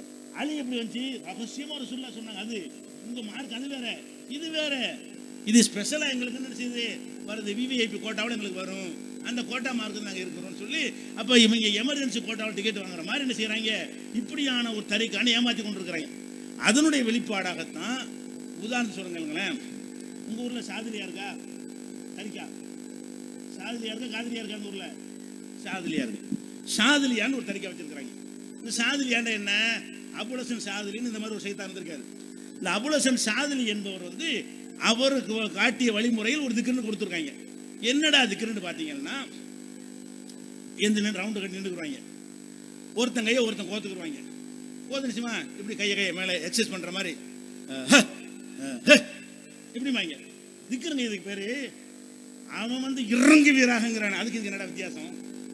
அல்லாவை மிரட்டுறதுக்காக வேண்டி என்ன செய்யறான்? இறங்கு வீராக, குணமாக்கு வீராக அப்படின்னு அல்லாஹ் எச்சரிக்கை பண்ணுவான். யாரு? கர்த்தரை எச்சரிக்கை பண்ணி குருடனை குணமாக்குறேன் செவிட அப்படி சொல்றாங்களே, அந்த மெத்தடில் என்ன செய்வாங்கன்னு கேட்டா அல்லாவை மிரட்டுவாங்க. எப்படி? என்னடா என்னடா இது இருக்கிறாடா, இது இது என்ன, இது வணக்கமா, இது எங்கேருந்து கிடைச்சி? இதெல்லாம் குர்ஆன்ல கிடைக்காது. இது அது அதுக்கு இந்த வாசம் ஹதீஸ்ல கிடைக்காது. எங்களுக்கு வாழையடி வாழையாக உங்களுக்கு என்ன செய்யுமா வரும்னு சொல்றாங்க. நான் என்ன கேட்குறேன், அல்லாஹ்வுக்குன்னு அழகான பேர் இருக்குல்ல, அகுண்டு ஒரு பேரா? அல்லாஹ்வை திக்ர் செய்யறான்னா ஐயம்மா ததவு ஃபலஹுல் அஸ்மாவுல் ஹுஸ்னா. அல்லாஹ்வுக்கு நீங்கள் அழைப்பதாக இருந்தால் அவனுக்கு அழகான திருநாமம் இருக்கிறது. அல்லாண்டால, ரஹ்மான்டால, ரஹீம்டால, ஜப்பார்னு அழைச்சிக்க, வஹாப்னால, கதீர்னு அழைச்சிக்க, சமீர்னு அழைச்சிக்க, பசீர்னு அழைச்சிக்க, எவ்வளோ பேர் இருக்குது? 99 பேர் இருக்கிறது. அல்லாஹ்வுக்கு அழகான திருநாமங்கள் இருக்குது. இந்த 99 அழகிய திருநாமங்கள்ல அகு ஒரு திருநாமமா? இது அல்லாஹ் திக்ர் செய்யற முறையா கேட்டா என்ன செய்யறாங்க? அது எதுக்கு நாங்கள் செய்யறோம்னு கேட்டா, அல்லான்னு சொல்வதற்கு ஆ இல்லாஹ்னு 5 எழுத்து வருது. அகுன்னா 2 எழுத்து. ஆனவை இகனவை எடுத்துக்கிட்டாங்களாம். அல்லாஹ் இருக்குல்ல, அல்லாஹுல முதல் எழுத்து ஆ, அல்லாஹு என்பதில் கடைசி எழுத்து இஹு, அகு. அல்லாங்கிறது ஏன்டா அப்படி செய்யறேன்னு கேட்டா, அல்லாஹு என்று சொல்வத இடத்தில் நாங்கள் 3 தடவை அகு போட்டுருவோம்ல, 3 தடவை கை நிறைய கழுத விட்ட கை நிறையம்பாங்க. கை நிறைய கழுத விட்ட கிடைக்கிற சாமான தான் கேட்கணுமே தவிர கழுத விட்ட கை நிறைய வாங்கிட்டு வர முடியுமா? நிறைய இருக்குன்னு பாக்குறாங்க. என்ன செய்யறாங்க? நிறைய இருக்குதுல, என்ன நிறைய இருக்குது? அல்லாவா இது? அகுங்கிறது அல்லாவா? அவங்க அத்தா பேர் அப்துல் கார்னு அருண்டா ஒத்துக்குருவியா? அப்துல் கார்னு ஒரு தாப்பனார் பேர் இருக்குங்க, ஆனவை இரண்டாவை போட்டு வாங்க அர்ரு ஒத்துக்குருவியா? அப்துல் ரஹீம் அம்முங்கிறதா? என்னங்கிறேன், உன் பேரை சதிச்சா கோவம் வருது, அல்லாஹ்வுடைய பேர்ல விளையாடுவியா? அல்லாஹ் சொல்லி காட்டுறான். எப்படி சொல்றான் பாருங்க, அவனை கோவத்தோடு சொல்றான். ஒலில்லாஹில் அஸ்மாவுல் ஹுஸ்னா 780 வசந்த படிங்க. இந்த சாதிரியா தரிக்கா ஒழித்து கட்டப்பட வேண்டிய சைத்தானுடைய தரிக்கா என்பதற்கு இந்த ஒரு ஆதாரம். ஒலில்லாஹில் அஸ்மாவுல் ஹுஸ்னா, அல்லாஹ்வுக்கு அழகான பெயர்கள் இருக்கின்றன. ஃபதுஊஹு பிஹா, அதை கொண்டுதான் நீங்கள் அழைக்க வேண்டும். வதருல்லதீன யுல்ஹிதூன ஃபி அஸ்மாயிஹி, அல்லாஹ்வுடைய பெயரில் என் பெயர்ல வந்து திருகுதாளம் பண்ணுகிறார்களே அவர்களை ஏன்ட்ட விட நான் பார்த்துக்கிறாங்க. நான் எனக்குன்னு பேர் இருக்குங்கிறேன், என் பேர்ல கை வைக்கிறானா? இவன் என் பேர்ல விளையாடுறானா? அவனை என்கிட்ட கொடுக்குறான்ல. என்னுடைய பெயர்கள்ல திருகுதாளம் பண்ணக்கூடியவனை என்னிடத்தில் விட்டு விடு. இவங்க செஞ்சதற்காக தண்டிக்கப்படுவார்கள். இந்த சாதிரியா தரிக்காக்காரன் அல்லாஹ்ங்கிற பேரை விட்டுட்டு அகு அகுண்டு அல்லாஹ்வுக்கு பேர் வச்சான, புது பேர் வச்சான, இதற்காக தண்டிக்கப்படுவார்கள். இப்படிங்கிற பார்க்குறோம். அது போக இந்த மெட்டு டான்ஸ் கேரளாவுக்குலாம் போனீங்கன்னு சொன்னால் அதை வந்து காதலி மாதிரி, அல்லாவை ஒரு காதலி மாதிரி, ஒரு காதலன் மாதிரி வைத்து கொண்டெல்லாம் பாட்டு படிக்கிறாங்க திக்ருங்கிற பேரில். அரபில் நம்ம அசுபுகுபதாவும் படிப்பாங்க, நம்ம பாட்டு படிப்பாங்க. எல்லாம் என்னன்னு கேட்டால் டான்ஸ். அந்த அந்த அகுவ ஒரு பக்கம் இருக்கட்டும், இறைவனை திக்ர் செய்யறதுக்கு மெத்தட் என்ன? உன்னுடைய ஒரு முதலமைச்சர்கிட்ட ஒரு கோர்ட்டுக்கு கொண்டு நிப்பாட்டாங்க. கோர்ட்டில் போய் ஒரு கோரிக்கையை வச்சு பேச வேண்டியிருக்கு. அங்கே போய் ஆடிக்கிட்டு போய் என்ன செய்வான்? நீதிபதியை பிடிச்சி உள்ள போடணும். அப்படியே நீதிபதிக்கு முன்னாடி போய் நிற்கிறதா இருந்தால் உன்னுடைய விஷயத்தை விலைக்கு பணிவா அடக்கமா அப்படி தானே உன்னுடைய கோரிக்கை வைப்ப. உன் பள்ளிக்கூடத்தில் பையனுக்கு சீட்டு வாங்க வேண்டியிருக்கு. முதல்வர் போய் சந்திச்சு மரியாதை முறையில் கோரிக்கையை வச்சு கொஞ்சம் பணிவா கொஞ்சம் இறக்கமாக பார்த்து செய்யுங்க, நல்ல மார்க் இருந்தால் படிப்பான் இப்படின்னு சொன்னால் சீட்டு கொடுப்பாரு. அங்கே போய் நின்றுட்டு முதல்வர் பேர் எனக்கு இப்ராஹிம் இம் சீட்டு தருவானா? அடே சீட்டு கேட்க போனா அது மாதிரி போய் கேட்றா. அப்போ படைச்ச இறைவன்ட்ட நீ திக்ர் அல்லாஹ்வை செய்யணும். அல்லாஹ்ங்கிறவன் யார்? அவனுடைய தரஜா என்ன, குதிரத்து என்ன? அவனுக்கு முன்னாடி உனக்கு ஆட மனசு வருமா? அல்லாஹ்வுக்கு முன்னாடி ஆடல் பாடல் டான்ஸ் ஆடுறதுக்கு மனசு வருமா? ஆடும்போது சிலர் பேர் உள்ளாடை போடாமல் ஆடுவாங்க. அதை பார்த்து எல்லாம் சிரிப்பாங்க. அர்த்தம் வளர்க்கிறீங்க. அப்போ அந்த மாதிரி சிரிச்சுட்டு இருப்பாங்க. நாங்கள் சிரிச்சிருக்கிறோம். மதரசாவில் செத்து போன ஆட்களுக்காக ஹல்காண்டதுக்கு பேர் அதுக்காக கூப்பிடுவோம். அங்கே போய் ஆடுவோம். ஆடுனா சிரிப்பு தான். யாருக்கு அந்த இதில் காசுக்காக தான் போய் ஆடுறோம். அப்போ இதெல்லாம் என்ன? இந்த டான்ஸ் எங்கே கற்றுக்கிட்ட? மக்கத்து காஃபிர்கள் இப்படி செஞ்சான்னு நல்லா சொல்லி காட்டுறான். மாக்கான சலாத்தும் இந்த பைத்தி இல்லா முக்காம தஸ்தியா. மக்கத்து காஃபிர்கள் தான் சீட்டு அடிப்பதும் விசில் அடிப்பதும் ஆடல் பண்ணுவதும் அல்லாஹ்வுடைய வணக்கமாக இருந்தது. வணக்கம் என்னது? இப்படியான வணக்கம் மார்க்கத்தில் இருக்கா? ஆடிக்கிட்டு பாடிக்கிட்டு டான்ஸ்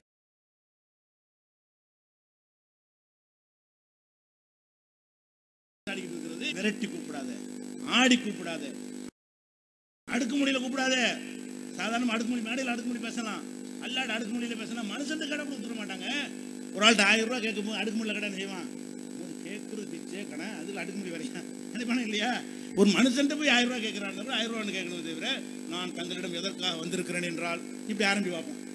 ஒருத்தன் போய் 1000 ரூபா கேட்கும்போது இப்படி அடுக்குமொழியில பேசி நீ 1000 ரூபாய்னால கொடுக்குற நினைக்க கொடுக்க மாட்டான்.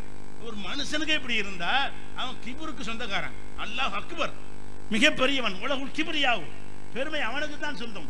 பெருமைக்கு சொந்தக்காரன் முன்னாடி போய் நின்றுக்கிட்டு நீ என்ன பண்ற? ஆடுற, டான்ஸ் ஆடுற, பாட்டு படிக்கிற, கூத்தடிக்கிற, எல்லாம் சேர்ந்து கோரசா என்ன செய்யற, கும்மாளம் போடுற. இது பேர் வணக்கமா? அப்ப இதெல்லாம் எதனால வந்தது? இவங்களுக்கு பேசிக் கிடையாது, குர்ஆன் ஹதீஸ் கிடையாது, குர்ஆன் ஹதீஸ் காட்ட முடியாது. இது வேற வழி, எங்களுக்கு அந்த வழியில வந்து சொல்றாங்க. கேட்டா ஆதாரம் காட்டாமல் பெரியார் வழியா வந்து சொல்றாங்க. அவருக்கு அவர் செய்ய சொன்னாரு, இவருக்கு இவர் செய்ய சொன்னாரு. அப்படியே அலிட்ட போய் ரசூலுல்லாஹ் வரைக்கும் போயிடுச்சு. ரசூலுல்லாஹ் சொன்னாங்கன்றாங்க. கடைசியில் எங்க முடிச்சிருவாங்க? இந்த ஆட்டம் பாட்டம் எல்லாமே அப்படிதான் செஞ்சாங்க. மக்கா காபிர் என்ன செய்யறாங்க? காபத்துல்லாஹ்ல போய் நிர்மாணமா தவாப் செய்வாங்க. ரசூலுல்லாஹ் காலத்துக்கு முன்னாடி, ரசூலுல்லாஹ் பிறந்த காலத்திலையும் காபத்துல்லாஹ்ல போய் நிர்மாணமா தவாப் செய்யும் போது நாமல் மற்ற நேரத்தில் ட்ரெஸ் போடுறது கரெக்டு, அல்லாஹ்வுக்கு முன்னாடி ட்ரெஸ் போடக்கூடாது. ஏன்னா படைக்கும் போது அல்லாஹ் ட்ரெஸ் இல்லாமல் படைச்சான். அப்படி நம்மளை பிறக்கும் பொழுது ட்ரெஸ்ஸோட பிறந்தோம் இல்லை, நாம் என்ன மாதிரி பிறந்தோமோ அப்படித்தான் தவாப் செய்ய வேண்டும் போய் எல்லாத்தையும் அவுத்து போட்டுருவாங்க. ட்ரெஸ்ஸோட போவாங்க, காபா கிட்ட அப்படி அவுத்து போட்டுவிட்டு ஒரு ரவுண்ட் அடிச்சுட்டு வருவாங்க. அதுக்கு ஒரு தவாப். ஏன்டா அப்படி சொல்றான்னு கேட்டா அல்லாஹ் அமரனா பியான்றாங்க. இதா ஃபாலு ஃபாஹிஷத்தன், இந்த அருவருக்கத்தக்க காரியத்தை செய்யும் பொழுது ஏன் செய்கிறாய் என்று கேட்டா அல்லாஹ் தான் சொன்னா. எப்படா உன்ட்ட சொன்னா? எங்க வாப்பாட்ட சொன்னா, எங்க வாப்பாக்கு முத்தாப்பா சொன்னாரு, அவருக்கு கொள்ளு தாத்தா சொன்னாரு, கடைசியில் அப்படி போயிடும். இப்ராஹிம் பேர் கொண்டு போயிரு. அப்ப இப்படி பொய்யாக அல்லாஹ் சொன்னான் என்று சொல்லி வாழையடி வாழையாக இவங்க செய்யற முட்டாள்தனத்தை எல்லாம் அல்லாஹ் பேர்ல பழியிட்ட மாதிரி இந்த தரிகாக்காரங்க என்ன செய்யறாங்க? இந்த சைத்தான்களை வழிகேடர்களாக ஏற்றுக்கொண்டு இப்படி செய்கிற காட்சியெல்லாம் பார்க்குறீங்க. எல்லாம் சைத்தான்கள். அதே மாதிரி இதுக்கு நிகராக இந்த தப்லீக் தாலீம் கிதாப் படிச்சேன்னு வைங்க, சுப்ஹானல்லாஹ், அந்த அளவுக்கு நம்மளையெல்லாம் கிறுக்கனாக்கி அவளியாண்டா ஒரு அல்லாவுக்கு அடுத்த வீட்டுக்காரர் மாதிரியும் தொழுகையில் ஈடுபடுறது, இந்த மாதிரி பல விஷயங்கள் இருக்கு. கபூர்ல உள்ளதான் தெரிகிறது மாதிரியும், சொர்க்கவாசி யாருன்னு கண்டறிஞ்ச மாதிரியும் நிறைய படிச்சிருக்காங்க. இன்னும் சொல்ல போனா ஒரு காலத்துல எல்லாம் சீட்டு கொடுப்பாங்க முரீதுக்கு சீட்டு கடை விட்டாங்க, ஒழிச்சுட்டாங்க. நாங்கள் ஓதுற காலத்துல எல்லாம் நீடாமங்கலத்தில் ஒரு சேகன் ஒருத்தன், நாங்கள் செய்தாமோ சேகன் வாங்கி வாங்கிடலாம். ஓதுற காலத்தில் நாங்கள் ஏற்றுக்கிற மாட்டோம். நீடாமங்கலம் செய்தாண்ட என்ன செய்வாங்கன்னு கேட்டா முரீது வாங்கிட்டு அஜத்து மகலாம் பெரிய பெரிய அஜத்தெல்லாம் போய் அவர் பேப்பர் கொடுப்பாரு. என்ன பேப்பரா? இவர் என்னுடைய முரீதுன்னு பேப்பர் கொடுத்துருவாரு. பேப்பரை கொடுத்துட்டா அவர் அடக்கம் செய்யும் பொழுது கபூர்ல இந்த பேப்பரை போட்டு அடக்கிட்டா சொர்க்கம் காட்டுவாங்க. சொர்க்கத்துக்கு சீட்டுங்க. இந்த முரீது செத்து போயிட்டாருன்னு சொன்னா அது என்ன செய்வாங்க? அந்த அவருடைய குடும்பத்தாரெல்லாம் அந்த பேப்பரை கொண்டு உள்ள போட்டு அடைக்கிட்டோம்னா முன்கர் கிட்ட கூட வரமாட்டார். மறுமையில சொர்க்கம் கன்ஃபார்ம். இப்படி எல்லாம் மக்களை ஏமாத்தி கொண்டு இருந்தார்களே, எல்லாம் எதுல வருது? குர்ஆன் ஹதீஸ் அல்லாமலும் மார்க்கம் வரும், வஹி வரும், செய்தி வரும். அல்லாஹ் ரசூல் சொல்லாத ஒரு எக்ஸ்ட்ரீம் நிலையை வந்து அடையலாம். அது இஸ்லாத்தில் கிடையவே கிடையாது. இன்னும் சொல்ல போனா இன்னொன்னு சொல்லுவாங்க இல்ஹாம். இல்ஹாம்ல வரும் ஒன்று அப்படி வருமா. இல்ஹாம்டா என்ன? அப்போ நமக்கு அறியாத புறத்தை அப்படி உட்கார்ந்துட்டு இருப்போம், திடீர்னு மனசில் தோண்டிருமா, அது கரெக்டாக இருக்குமா. அல்லாஹ்விடமிருந்து இல்ஹாம் என்ற முறையில் சில செய்திகள் நமக்கு வரும். நபிமார்களுக்கு ஜிப்ரீல் மூலம் வரும், அவுலியாக்களுக்கு எதில் வரும்? இல்ஹாம் மூலமாக வஹி வரும் அப்படின்னு சொல்லி அவங்க எதை செஞ்சாலும் கேள்வி கேட்கக்கூடாது. ஒரு பெண்ணோட தனிச்சு இருந்தா கூட ஒரு இல்ஹாம் படி அவர் செய்கிறாரு, அவரவர் செய்கிறாரு, அல்லாட்டிருந்து வந்திருக்கு செய்கிறாருன்னு நினைச்சுக்கணுமா. இப்படியாக வந்து நிறைய பெண்களை சீரழிச்சிருக்காங்க இந்த செய்திங்கிற பேரில். அதை நியாயப்படுத்துறதுக்காக இப்படிலாம் செய்கிறாங்கல்ல. இந்த இல்ஹாம் என்னடான்னு கேட்டால், இல்ஹாம் இருந்தது ரசூலுல்லாஹ் காலத்துக்கு முன்னாடி. சில பேருக்கு அல்லாஹ் என்ன செய்வான்னு கேட்டால் உள் உணர்வில் சில உண்மைகளை போடுவான், இருந்தது. ஆனால் ரசூல் ஸல்லல்லாஹு அலைஹி வஸல்லம் கொடுத்த இந்த மார்க்கத்தில் அதை டோட்டலாக அழிச்சு அது கிடையாதுன்னு டிக்ளேர் பண்ணிட்டான். நபிகள் நாயகம் ஸல்லல்லாஹு அலைஹி வஸல்லம் சொல்றாங்க, இன்னஹு கான ஃபீமா மலா கபலக்கும் மினல் உம்மி முஹத்தஸூன, உங்களுக்கு முந்தைய சமுதாயத்தில் வந்து இறைவனால் உள் உணர்வு ஏற்படுத்தப்பட்டவர்கள் இருந்திருக்கிறார்கள். அவர்கள் அதை கொண்டு சில செய்திகளை சொல்வார்கள், அது சரியாக இருக்கும். இன்னஹு இன்கான ஃபீ உம்மத்தி ஹாதிஹி மின்ஹும் ஃபஇன்னஹு உமர் இப்னுல் கத்தாப், இந்த உம்மத்தில் யாராவது இருப்பதாக இருந்தால் அது உமராகத்தான் இருக்கும். ஆனால் இந்த உம்மத்தில் இல்லை. இந்த உம்மத்தில் ஒருத்தருக்கு அல்லாவே உதிப்பு போடுவது, உள்ளத்தில் உதிப்பை போட்டு அல்லாவே மெசேஜ் சொல்றது இருக்குல்ல, அப்படி இருக்குமையானால் அது உமராகத்தான் இருக்க முடியும். ஆனால் இந்த உம்மத்தில் இல்லை. ஏன்? ரசூலுல்லாஹ் கடைசி நபி, வஹியை முடிச்சாச்சு. வஹியை முடிச்ச பிறகு ஆளாளுக்கு இல்ஹாம் வந்து என்ன ஆகும்? இல்ஹாம் இஷ்டத்துக்கு நடக்க ஆரம்பிச்சிருவாங்க. அல்லாஹ் பெரிய கருணை செய்து அந்த கான்செப்டை ஒழித்து விட்டான் என்ற செய்தியை புகாரில் நாம் பார்க்கிறோம்.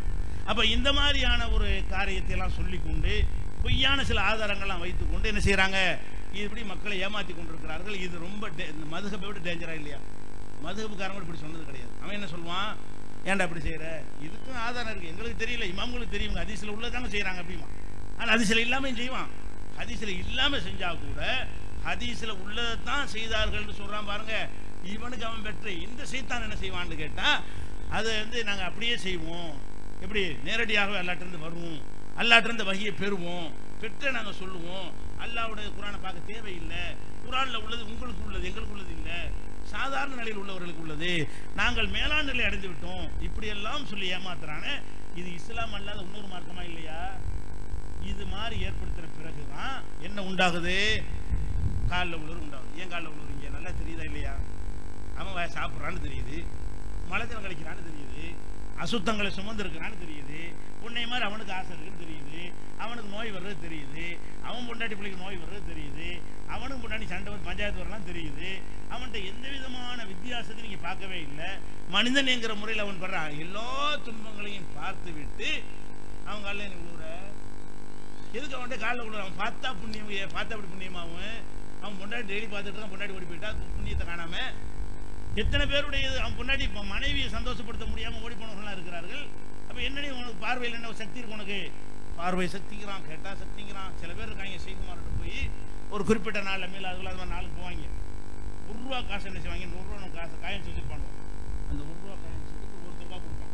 பணக்காரங்க மட்டும், ஏழைக்கும் கிடைக்காது. அது பணக்காரன்லாம் கியூல நிப்பானுவோம். அந்த ₹1 காசை கையினால வாங்கிட்டு போயிட்டா அந்த முகத்தில் அப்படி பிரகாசம், 1000 வாட் லைட் எரியும். யாருக்கு? இந்த முறியதுக்கு. அதை வாங்கி கொண்டு போய் பெரிய புண்ணியமாக கோடி ரூபாய் கூட லாக்கர் வைக்க மாட்டாங்க. இந்த ₹1 காசை கொண்டு வைப்பானுங்க. இப்படின்னு சொல்லி ஒரு மனுஷனை வந்து மனுஷத்தன்மைக்கு மேல இருக்குன்னு நினைக்கிறது என்ன மார்க்கம் இது? மனுஷன் தானப்பா, மனுஷத்தன்மைக்கு மேல அப்படி ஆயிடுவானா? ஒரு விஷயம் தெரிஞ்சுக்கிறேன், உங்களுக்கு மார்க்க ஆராய்ச்சிலாம் இல்லாட்டா கூட எவனெல்லாம் இந்த ஞானம் மெஞ்ஞானம்னு சொல்லி ஏமாத்துறானோ அவனை கூட்டிட்டு வாங்க, 5 நிமிஷத்துல ஃப்ராடுன்னு நிரூபிச்சிருவான். ஒரு மஞ்சானியை கூட்டு வர மகானை கூட்டுவாங்க, இங்கே உட்கார வைப்போம். ஒரு 2 லிட்டர் தண்ணியை கொடுத்துருவோம், 2 லிட்டர் ஐஸ் தண்ணியை கொடுத்து உட்கார வச்சிருவோம். ராத்திரி வரைக்கும் கொண்டு போகக்கூடாது. ராத்திரி வரைக்கும் யூரின் போக கூட நாங்கள் பார்த்துட்டு இருப்போம்னு சொல்லி பாருங்க, வேட்டில மோண்டுவான். அப்ப என்னடா என்ன இருக்கு? குடிச்ச தண்ணியை யூரின் போகாம உனக்கு கண்ட்ரோல் பண்ண முடியல, நீ என்ன செய்ய போற? எப்படி எங்களை கேட்கறமா இல்லையா? எந்த ஒரு சிறப்பு நம்ம பார்க்கலங்க. இந்த பெரியார் மகான் நீங்க இப்ப நம்புறீங்கள, ஒரு சிறப்பையும் பார்க்கல. குருட்டு பக்தி உங்களுக்கு அப்படியே சின்ன வயசுல ஏத்தப்பட்டது. நாங்கள் சங்கரமந்தல இருக்கிற காலத்துல வந்து சடப்பக்கின்னு வருவாங்க. சடப்பக்கி அதுலதான் நாங்க தௌஹீதுக்கு வந்தது. நீங்களை பார்த்துட்டு தான் வந்தது. நாங்கள் இதுல செஞ்சுட்டு தான் இருந்தோம். ஓவரா போன பிறகுதான் தெளிவாக கிடைக்கும் போல இருக்கு. நாங்கள் ரொம்ப முத்தி போன நேரத்தில் செய்வோம், இந்த சடப்பக்கின்னு வருவாங்க. என்ன சடப்பக்கின்னு சொன்னா நாகூர் ஆண்டவர் வாரிசாமிங்கெல்லாம் நாகூர் ஆண்டவர் வாரிசுன்னு சொல்லி சடப்பக்கீர் வருவாங்க. வந்து வாசல் பூரா தண்டோர மாதிரி போட்டு போவாங்க, கொட்டு அடிச்சுக்கிட்டு ஆடு மாடு கோழி பண்டி பனையெல்லாம் இருந்தால் நாகூர் ஆண்டவர் தாங்கன்னு கேட்பாங்க. எல்லாம் ஆன செய்கிறது ஆடு மாடெல்லாம் கொடுப்பாங்க, ஆடு கோழி நேர்ந்து விட்டு கொடுப்பாங்க. சில பேர் என்ன செய்வாங்கன்னா பிள்ளைய கொடுத்துருவாங்க. கை குழந்தைக்கு ஏதாவது உடம்பு சரியில்லாமல் இருக்குன்னு வைங்களேன், இந்த சடப்பைக்கிற கையில் குழந்தைய கொடுத்துருது. குழந்தைய கொடுத்துட்டு போனோன்னே ஒரு தெருவு சுற்றிட்டு வந்து குழந்தை விற்பனைக்கு வேணுமான்னு கேட்பாங்க. குழந்தையருக்கு வேணுமா, பிள்ளைகளுக்கு காசு கொடுத்து வாங்கிக்கிறது. அவ பெத்த பிள்ளைய அவன்கிட்ட கொடுத்துட்டு நம்மகிட்ட கடத்தி விட்டோம்ல. இப்போ அவளையாட்டு வருது அந்த பிள்ளை, அப்படி காட்டுறாங்களாம். அப்படி கான்செப்ட் நல்லா ஏமாத்துறாங்களாம். அந்த மாதிரி என்ன செய்யறது, அந்த பிள்ளைக்கு 10,000 ரூபா கொடுங்க, 10,000 ரூபாய் கொடுக்குறதுக்காக வேண்டி பிள்ளைய கொடுத்து ஒரு தெருவு சுற்றி விட்டு 10,000 கொடுத்தாலும் வாங்குவாங்க. அது போக என்ன செய்வாங்கன்னு கேட்டால் அந்த பள்ளிவாசலில் தங்கியிருப்பாங்க. சங்கர மந்தல் பள்ளிவாசலில் தங்கியிருப்பாங்க. தங்கியிருக்கும் போது என்ன செய்வாங்கன்னா நகம் வெட்ட மாட்டாங்க. அதை திப்பியாக இருக்கும். நல்ல முடியலாம் என்ன செய்யும், எண்ணெய் தேய்ச்சி ஒரு 25 வருஷம் இருக்கும். அந்த மாதிரி திப்பியாக என்ன செய்யும், படந்து போயிருக்கும். அது மாதிரி மூசையெல்லாம் வாயெல்லாம் மூடிக்கிட்டு இருக்கும். அது ஒரு கஞ்சாவரை அடிச்சுக்கிடுவாங்க, சுருட்டு பள்ளியாசல் வச்சுக்கிட்டு அடிப்பாங்க. தொழுக ஜமாத்தினருக்கு வர மாட்டாங்க, ஓரமாக உட்காந்துட்டு இருப்பாங்க. ஜமாத்தினருக்கும் வர மாட்டாங்க. இவங்களை கூட்டிகிட்டு போய் வீடுடா போய் சாப்பிட்றதுக்கு பயங்கர போட்டியாக இருக்கும். என்ன மாதிரி இந்த சமூகம் இருந்துச்சுன்னு பாருங்க. எல்லாம் நிறைய விழிப்புணர்வு ஏற்படுத்திட்டான். இந்த தௌஹீத் ஜமாத்துன்னு வந்திருக்காட்டி இன்னும் 4 புறம் அந்த விஷக்கிரமி பரவி இருக்கும். என்ன ஆச்சுன்னு கேட்டால் வீடு விட சாப்பாடு கூப்பிடுவாங்க. ஒரு மனுஷன் எவ்வளோ சாப்பிட முடியும், ஒரு நாளைக்கு 50 பேர் கூப்பிடுவான். 50 வீட்டில் சாப்பிடுவோமா, 4 சடப்பைக்கு வந்து 50 வீட்டில் எப்படி சாப்பிடுவான், எல்லாருக்கும் சரின்ட்டுருவாங்க. போய் என்ன செய்வாங்கன்னு கேட்டால் அங்கே போக வேண்டியது, வீட்டுக்கு போக வேண்டியது. அதுக்கு ஒரு காணிக்கை இருக்குது, 1000 ரூபா. 1000 ரூபா கொடுத்து தான் அவங்களை கூட்டிகிட்டு போகணும். 1000 ரூபாய்க்கு பாக்கெட்டில் வச்சுட்டு அந்த சாப்பாடு போட்டு பிசைவாங்க. அதில் பண்டி பழாய் கஞ்சா எல்லாமே இருக்கும். அந்த கை நகத்தில் உள்ள அழுக்கெல்லாம் இருக்கும். எல்லாத்தையும் போட்டு பிசைஞ்சு வச்சுட்டு ஒரு பருக்கை திண்டு வெளியே வந்துடுவாங்க. அதை எடுத்துக்கிட்டு இந்த வீட்டில் உள்ள குடும்பத்தில் உள்ள ஆண்கள் பெண்கள் நக்கி திங்கிறதும், சின்ன கப்பில் வச்சு வீடு விடா கொடுக்குறோங்க. பிரசாதம் என்ன மார்க்கத்தில் இருந்து எங்கே கொண்டு போயிருக்கு மார்க்கத்தை இப்படிலாம் செஞ்ச எதனால் வந்துச்சு, அவுளியா விட்டு வாரிசு. எதனால் இது வருது என்று கேட்டால் அவுளியாவுடைய பரம்பரை, அவுளியா வாரிசுன்னு 3 ஏற்றி வச்சுட்டாங்க. நாகூர் ஆண்டவுடைய வாரிசு வந்துட்டாங்கன்னு சொல்லிட்டு 50 வீட்டுக்கு போயிடுவாங்க. 50 வீட்டுக்கு 50,000 ஒரு நாள் அடிச்சு விட்டு இந்த சாப்பாடை பிசைஞ்சு வச்சுட்டு அழுக்கு பிடிச்ச கையால் அவன் கையில் டெஸ்ட் பண்ணோம்னா டாக்டர்லாம் சாப்பிடக்கூடாதுன்னு. அந்த கையை டெஸ்ட் பண்ணால் இந்த கையில் தொட்ட பொருளை சாப்பிடக்கூடாதுன்னு சொல்லுவான். அந்த தரத்தில் அவன் இருந்து கொண்டு குளிச்சே இருக்க மாட்டானுங்க. இவனுங்களையெல்லாம் முறியது செய்ய முடியாது. குளிக்காட்டி முறியுதா, குளிக்காட்டி செய்யறா. நபி வழியை பின்பற்றதுனா செய்ய முடியுது. இப்போ நபி வழியை பின்பற்றினா முளக நகம் வெட்டணும், சுத்தமாக இருக்கணும், குளிக்க வேண்டும், நீட்டாக இருக்க வேண்டும். அப்போ தலையவாரி என்ன ஒருத்தர் வர்றாரு சொல்லாட்ட வந்தால் பரட்டையாக இருக்குது, தலை இப்படி உம்முன்னு இருக்குது. அப்போ ரசூல் என்ன செய்கிறாங்க, அம்மாயு சக்கின்னு அம்மாயஜிது ஹாதா மாயு சக்கின்னு வெகி சாரம். இவர் தலையை படிய சீருக்கு ஒன்று கிடைக்கலையோ, இந்த மாதிரி படைய சைத்தான் மாதிரி வர்றாரு, கண்ணகு சைத்தான் மாதிரி வர்றாரு மாதிரி தலை சீட்டு சொல்லு அப்படிங்கிறாங்க. யாரு, ரசூல் ஸல்லல்லாஹு அலைஹி வஸல்லம். சஹாபாக்கள்ல சில பேர் இப்படி டொம்முன்னு வச்சிருப்பாங்க தலையை, என்ன தீவாம. அது மாதிரி பரட்டை தலையாக வரும் பொழுது இது பரட்டையை மிஞ்சினது, திப்பியா இருக்கிறது. பரட்டைக்கே சொல்றாங்க எண்ணெயை தேய்ச்சி சரியா படிய வச்சுட்டு வாண்டு. இப்போ நம்ம யாரையெல்லாம் சீகாக்கி வச்சிருக்கோம், குளிக்காதவன், அரைக்குறை ஆடை, கிறுக்கம், இன்னும் சொல்ல போன நிர்வாணமாவெல்லாம் இருக்காங்க, செய்திருக்காங்க. தெரியுமா உங்களுக்கு? கும்புல வந்து அம்மிக்கம்மி விடுற உடம்பையெல்லாம் இப்படியெல்லாம் பார்த்துட்டீங்க. சில தர்காக்கள்ல நிர்வாணமா கிறுக்கனை கொண்டை கட்டி போட்டா அவனா உளியாங்கிறீங்க, அவனை மகான்கிறீங்க. மனிதன் தான். எந்த மனிதன், நபிகள் நாயகம் தான் சிறந்த மனிதர். அவர்களுக்கு இந்த அந்தஸ்து கிடையாது. மனித நிலையை தாண்ட முடியாது. மனிதராக தான் இருக்க முடியும் என்கிற ஒரு பாடத்தை கற்றிருந்தோமே ஆனால் இதெல்லாம் வந்திருக்காது.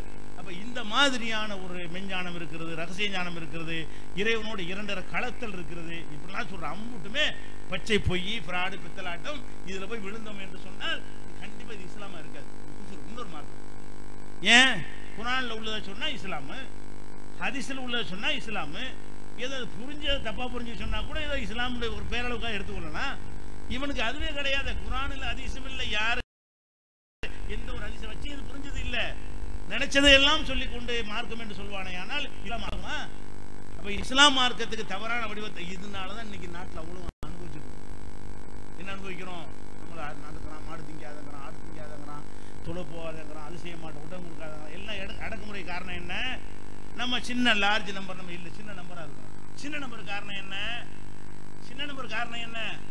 இந்த குப்பையினால வரமாட்டேங்க ஒருத்தனை. அடே நீ ஏன் மைனாரிட்டியா நீ இருக்கிற, இந்த குப்பையெல்லாம் மார்க்கம் நினைச்சு இதுக்கே வரப்போறான். பிசைஞ்ச வச்சு திங்கிறதுக்கு கூட வருவானா? நல்ல மார்க்கத்துக்கு கூட வருவான். நீ சடப்பக்கீர் பிசைஞ்சதை பாப்பா பிரசாதம் கொடுத்தீங்கன்னா இது எங்கள்கிட்ட நிறைய இருக்குன்னு போயிடுவானே இல்லையா? அப்ப நீங்கள் இந்த மாதிரியான ஷைத்தான்களை எல்லாம் மார்க்கம் என்று எடுத்துக்கொண்ட காரணத்தினால் உங்களை பார்த்துதான் முஸ்லிம் அல்லாத மக்களும் இஸ்லாத்தை அறிந்து கொள்கிற காரணத்தினால் அவர்கள் இஸ்லாத்தை நோக்கி வருவது தடைப்பட்டிருக்கிறது. ரசூல் ஸல்லல்லாஹு அலைஹி வஸல்லம் வாழும் போது என்ன செஞ்சாங்க? இந்திய அளவுக்கு ஒரு நாட்டை உருவாக்கிட்டு போனாங்க. எப்படி வளர்ந்துச்சு? வீடு வாசல்ல விரட்டப்பட்டு சொன்னாங்களே இல்லையா? விரட்டப்பட்டு அந்த மாதிரி கொடுக்கப்பட்டது கட்டமா இருந்தாலும் அவர்கள் மரணிக்கிற நேரத்தில் மரணித்தார்கள். மிகப்பெரிய சாம்ராஜ்யத்துக்கு அதிபராக மரணித்தார்கள். அரபு தீபகற்பமே அவருடைய காலடியில் விழுந்து போற அளவுக்கு செல்வாக்கோடு மரணித்தார்கள். ஏன் ஏத்துக்கிட்டாங்க? சரியான மார்க்கத்தை. இன்னும் சொல்ல போனா நஜ்ஜாசியை ஏத்துக்கிட்டாரு. நான் கேட்கிறேன், நஜ்ஜாசிங்கிற மன்னர் வந்து கிறிஸ்தவ மன்னர். அங்கதான் அந்த அபிசீனியா கைதிகள் அனுப்ப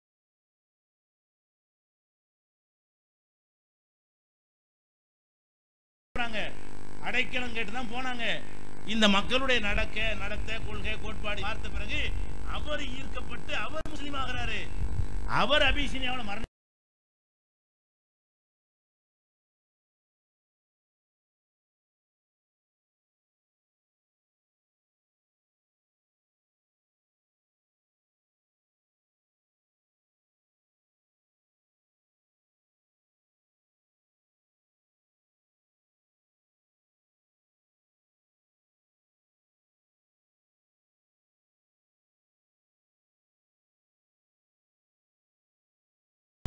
ரசூலுல்லாஹ் ஜனாஸா தொழுகிறாங்க மதீனாவுல.